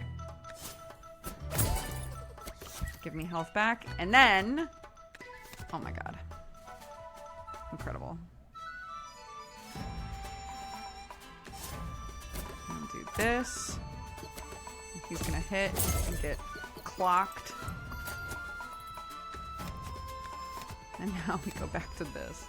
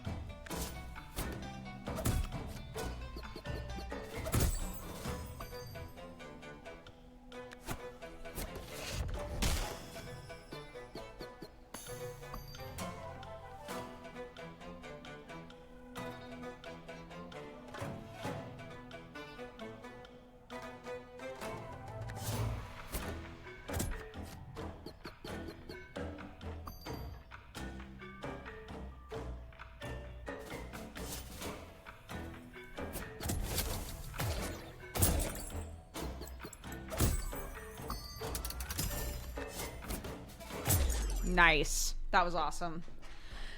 That was great. One sec. Who's here?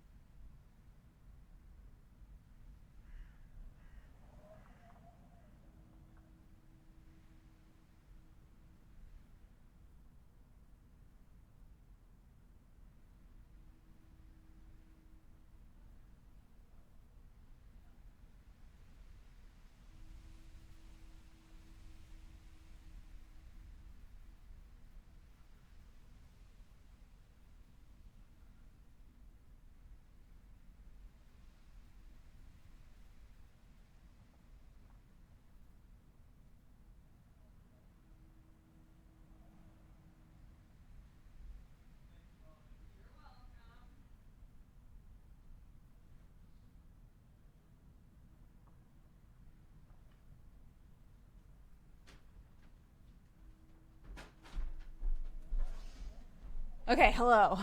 I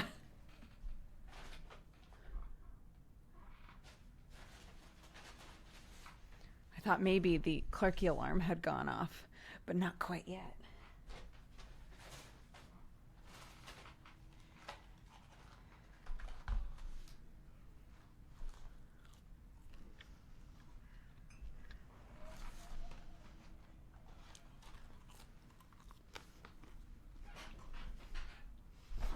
Mm-hmm.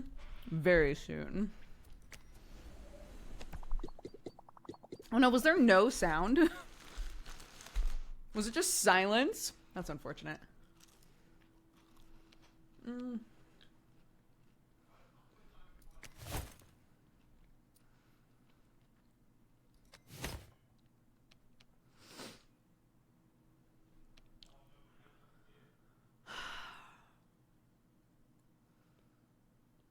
Either way we get here.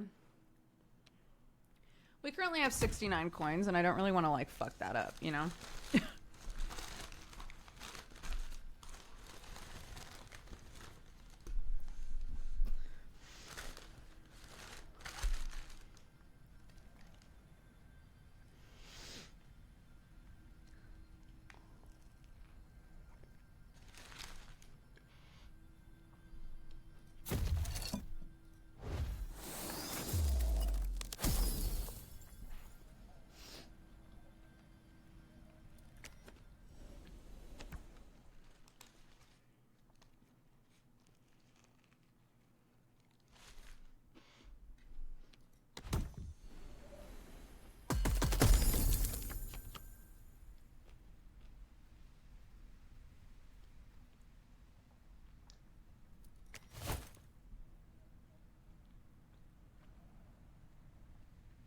Does eating their allies count as sacrifice? Asking for a friend. It doesn't specifically say sacrifice, so...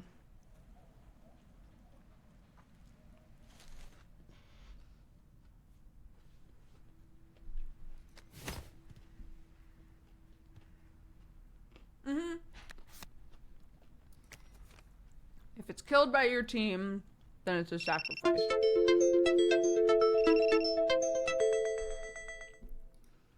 Okay. Oh, this one's when it ate me. That's what I was saying. I put it in front of that guy and I was like, I have to remember to move it though. Okay. Wizard styles.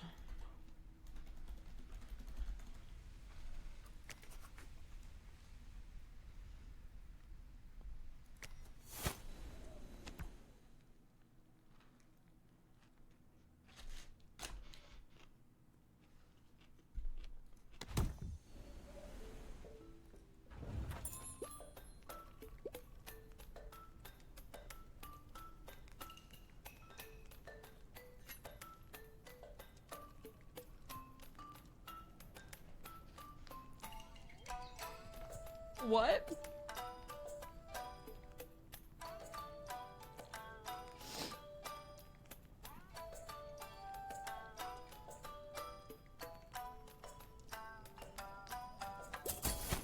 That's kind of fun.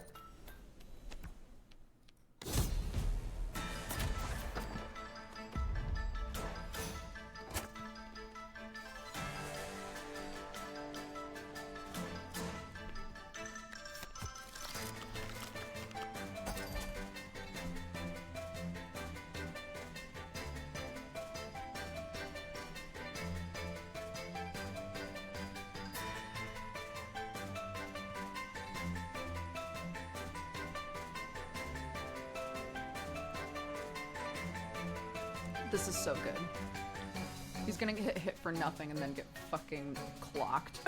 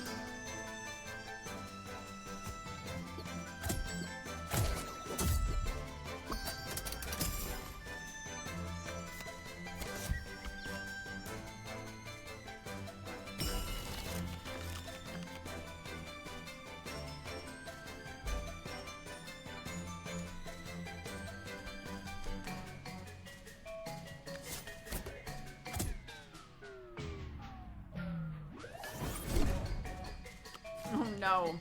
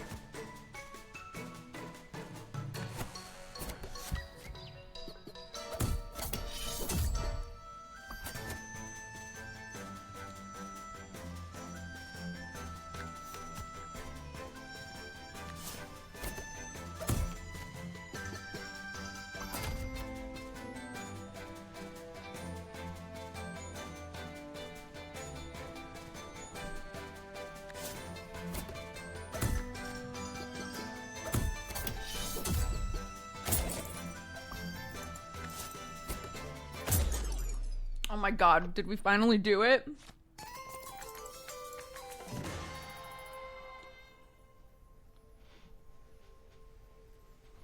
We did it!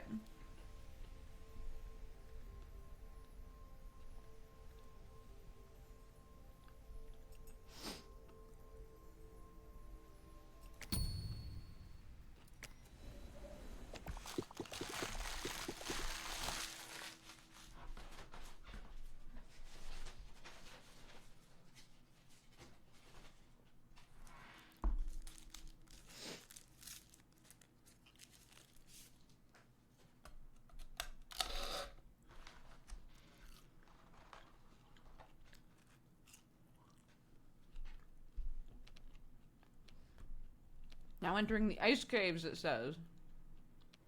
Oh.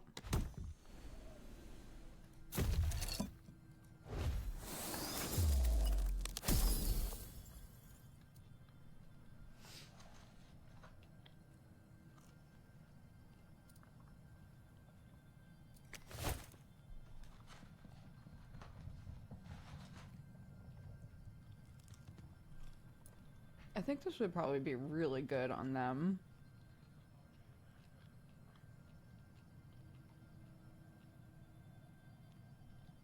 So if they get hit by one thing, they attack a whole row.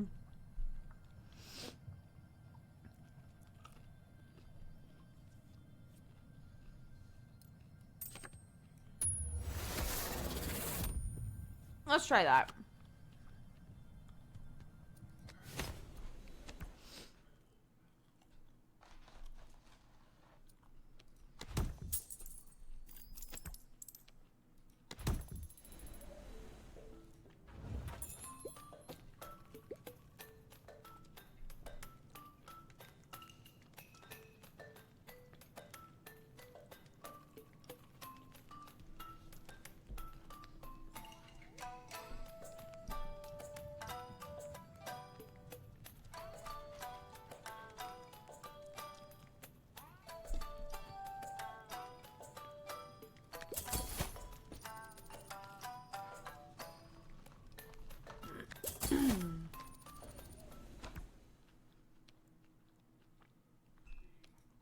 It doesn't seem like there's a way to get rid of cards.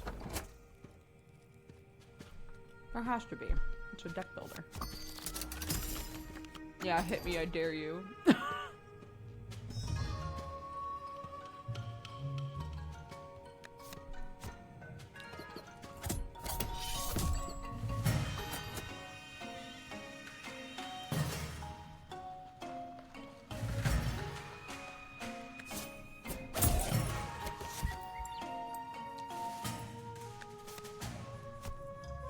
Oop. Allies in the row. Any allies in the row. Okay.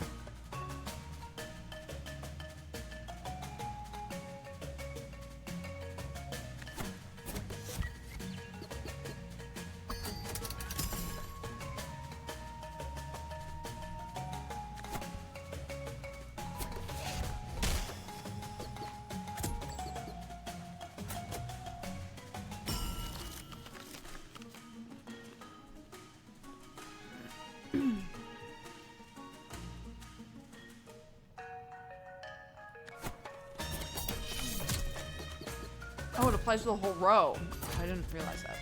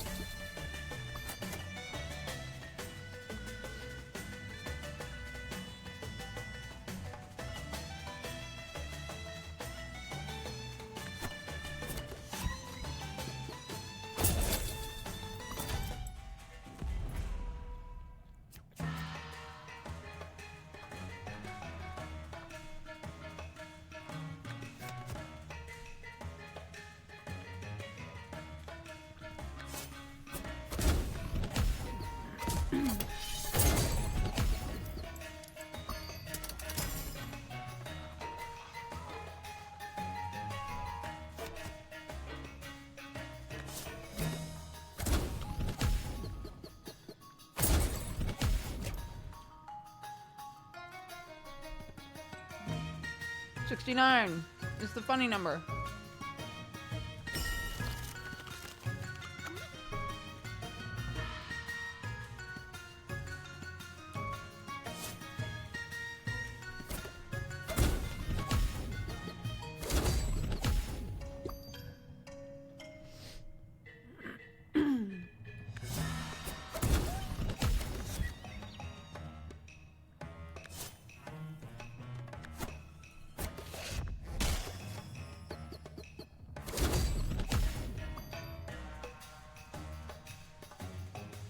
-1.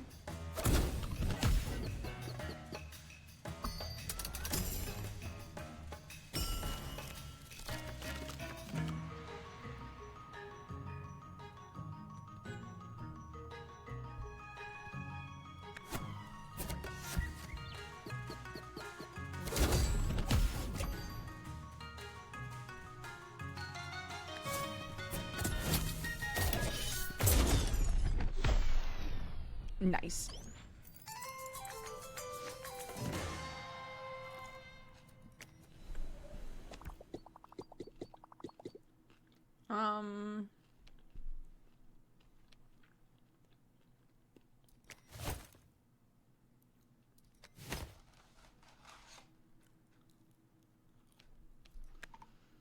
Oh, I have to go here first anyway.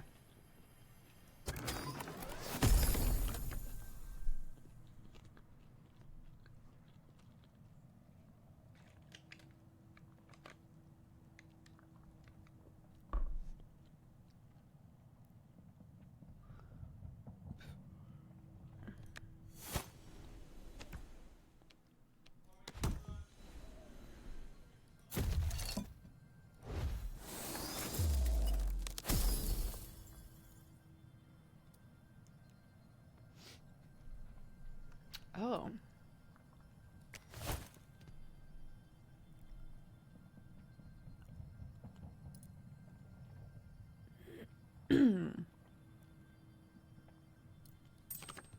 This might be good. It'll be easier to kill, but everything else is up by 1.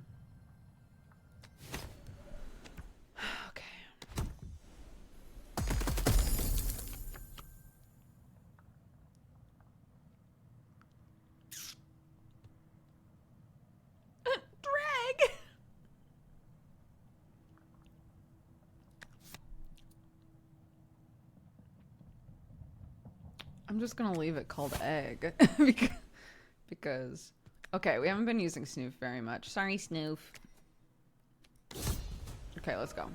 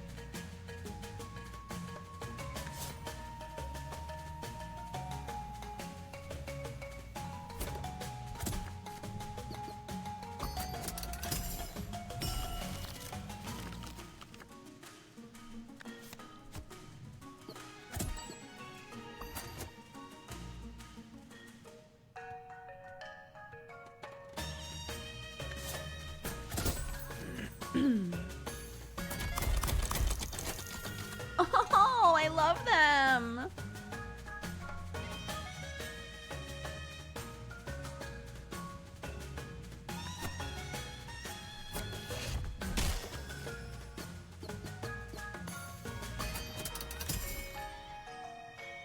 Why doesn't barrage work?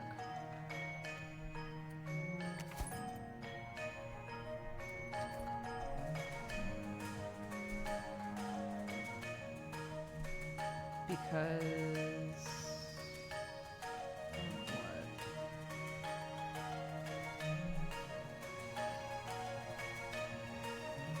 what? I'm not sure.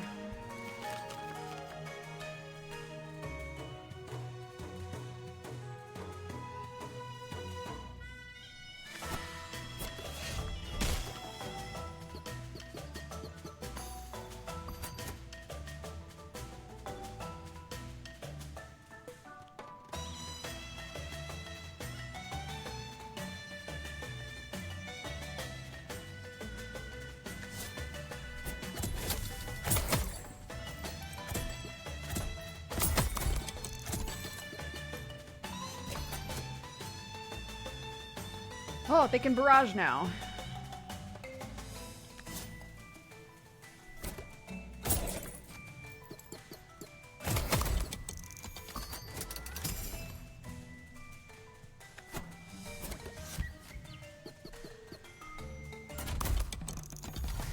Maja! I love all of them.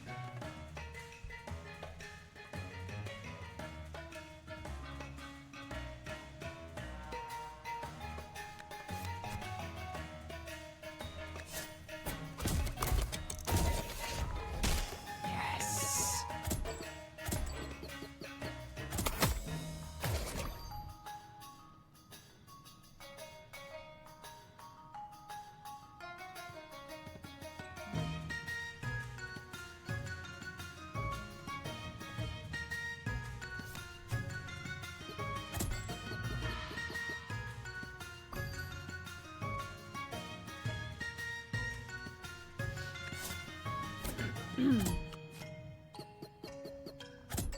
Enemies.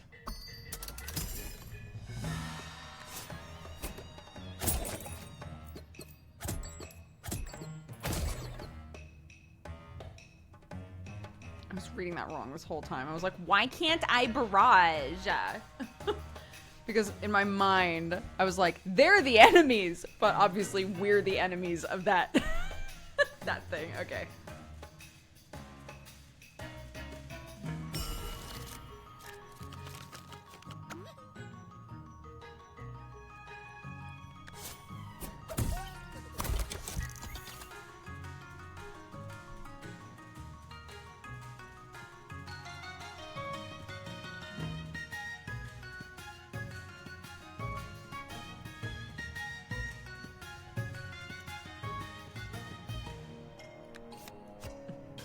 Eat it.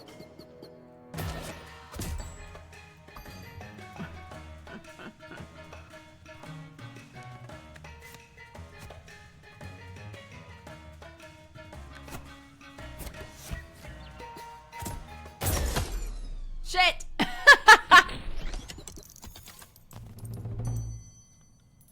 Man, that bite back is rough.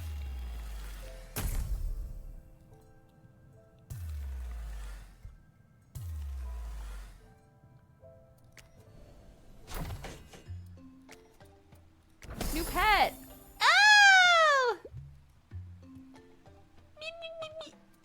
How cute.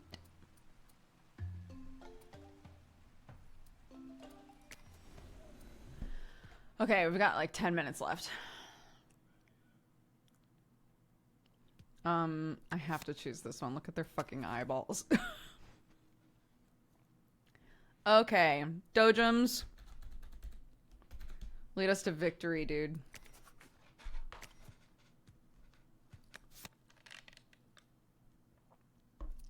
And we'll take Bushu. What are we naming Bushu? Let's go. My time has come. Let's go. Boop.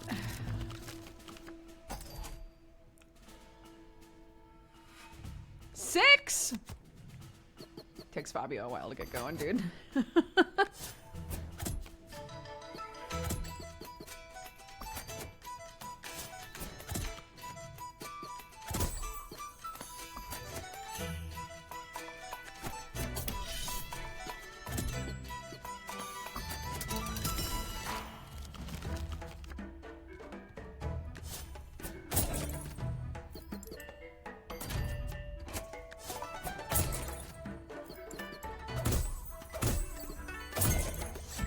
Nice. Oh my god. That was good.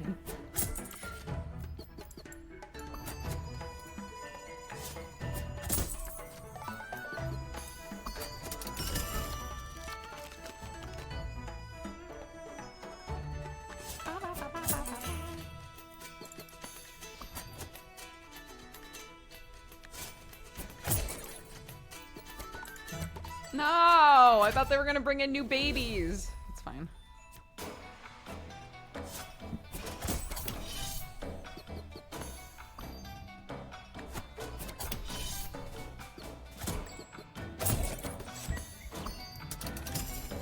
So powerful. What a queen. Hell yeah. Absolutely.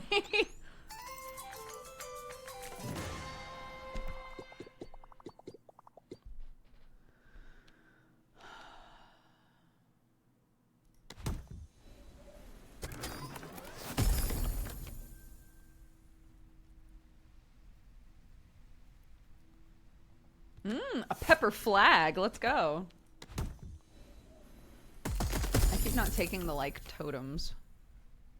We've never taken Blunky. Let's take Blunky and instead call it Firefly Grave. Let's go.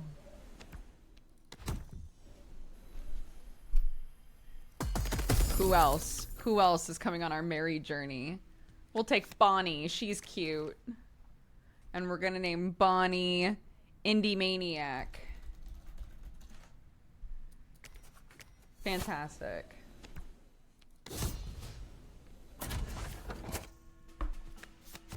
Look at those dead eyes. I love it. Sorry, Dojums.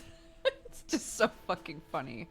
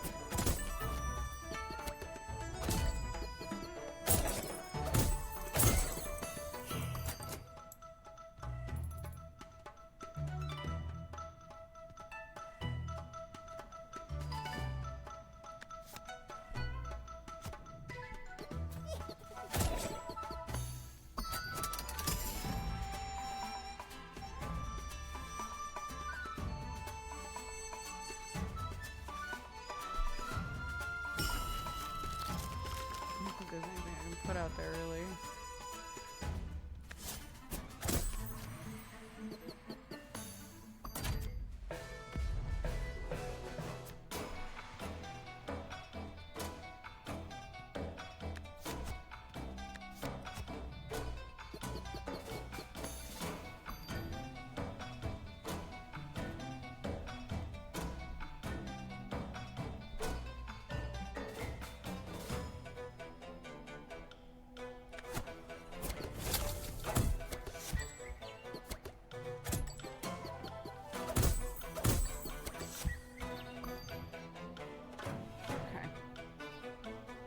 All healing each other. That's good.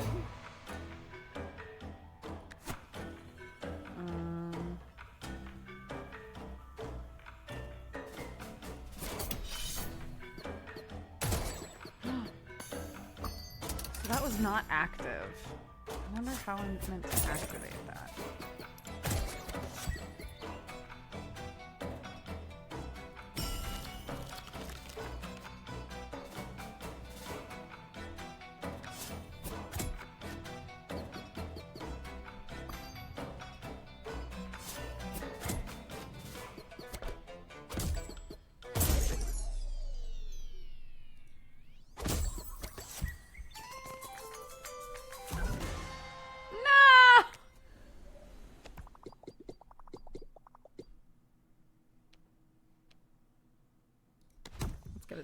A charm. I'm hearing this game is quite hard. It is hard.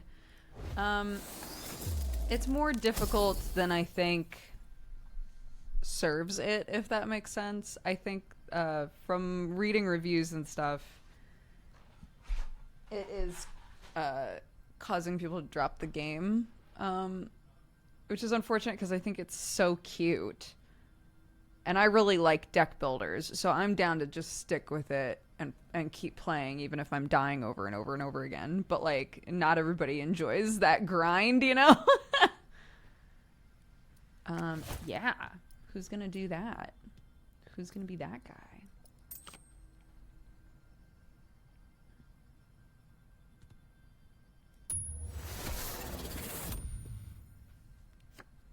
My current last boss is pretty much making me not want to play it. Yeah. It's sad. That's how I felt about Potionomics. Potionomics, such a good game, but like, I don't know if they've adjusted this at this point, but it reached a point where it was just not fun to play the way that they wanted you to play it. And I was like, I desperately want to keep playing this game, but it's the like stress that it puts on you to do things within a certain amount of time is not fun, you know?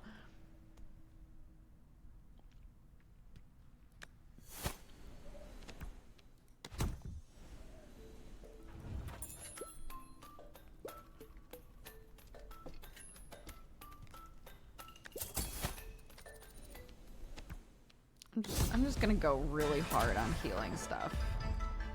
And I'll probably regret it, but that's okay.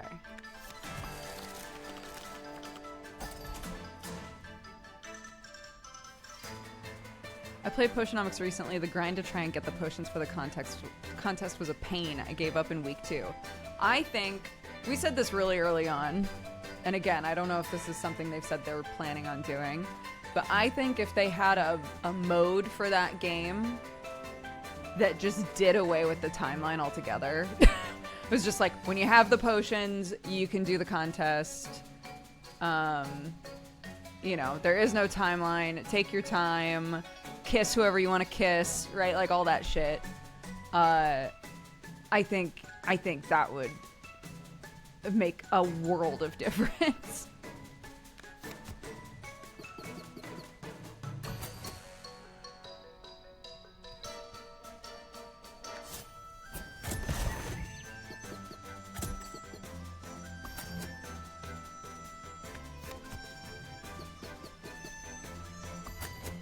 Active. How do I active it?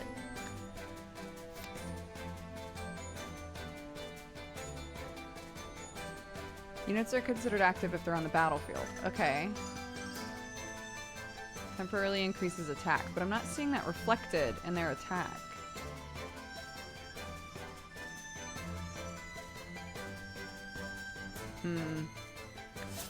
Well.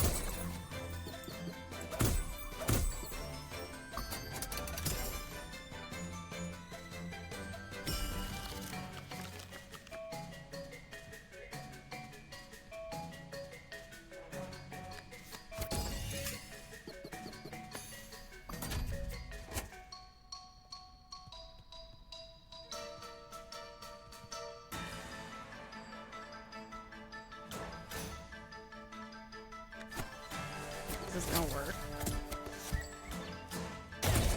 Oh my god! I forgot that it hits literally everything.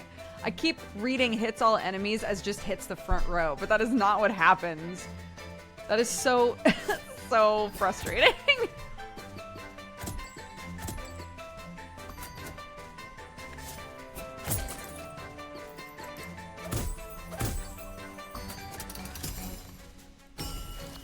Oh, goodness.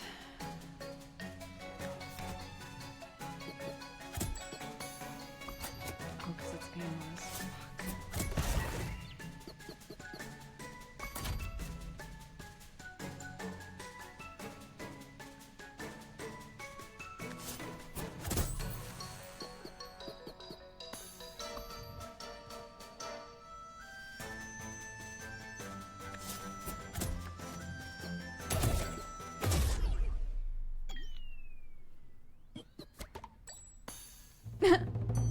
There's no one left. They're all dead.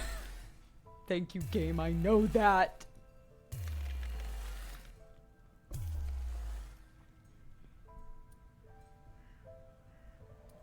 Rage quit button.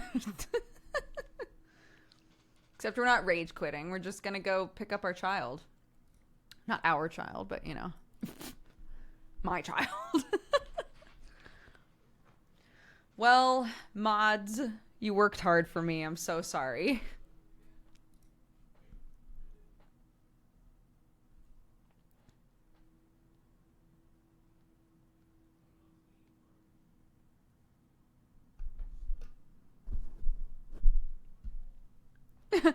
Hour? We all fell one by one. I salute you. Oh.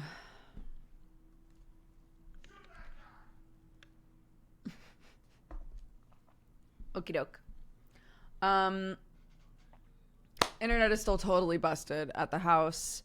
We were able to do that Minesweeper stream, but I still cannot get Final Fantasy to run at all. So, it's unfortunate. So, won't be doing Super Cousin time again. I'm so sad. I want to do it so bad. Like, I miss Teary. I miss hanging out with Teary. It just bums me out. So, obviously, internet was supposed to be set up yesterday, and it's not working. So, please go support Teary tonight. She'll be starting her stream around 9 or 10 p.m. BST. But yeah. In the meantime...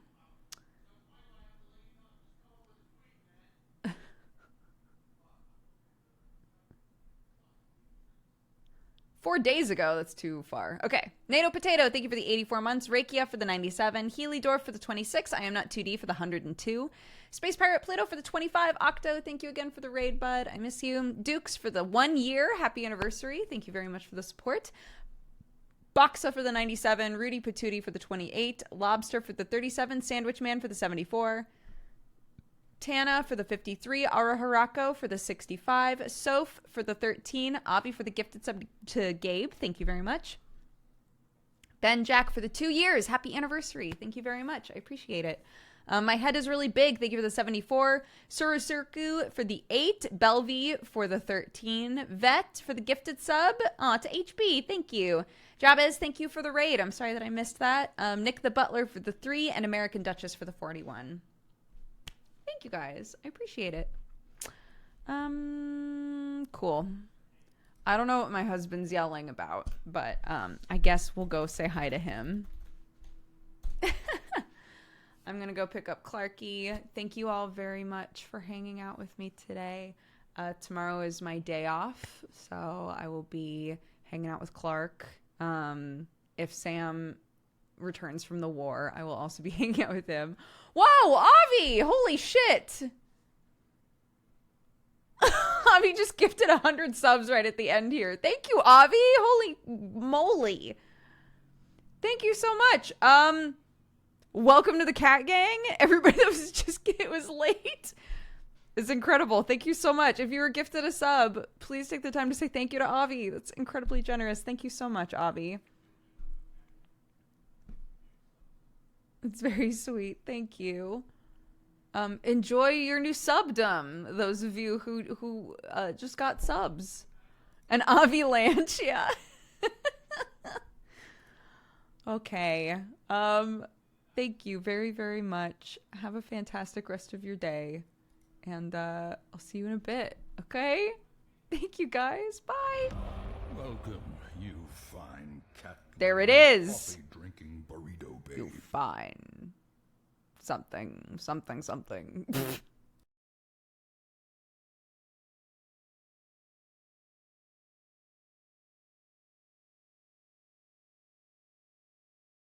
It says we're raiding, but the pop-up for the raid is gone. I don't know what's happening anymore.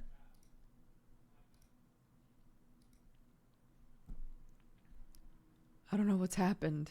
I'll just let it sit.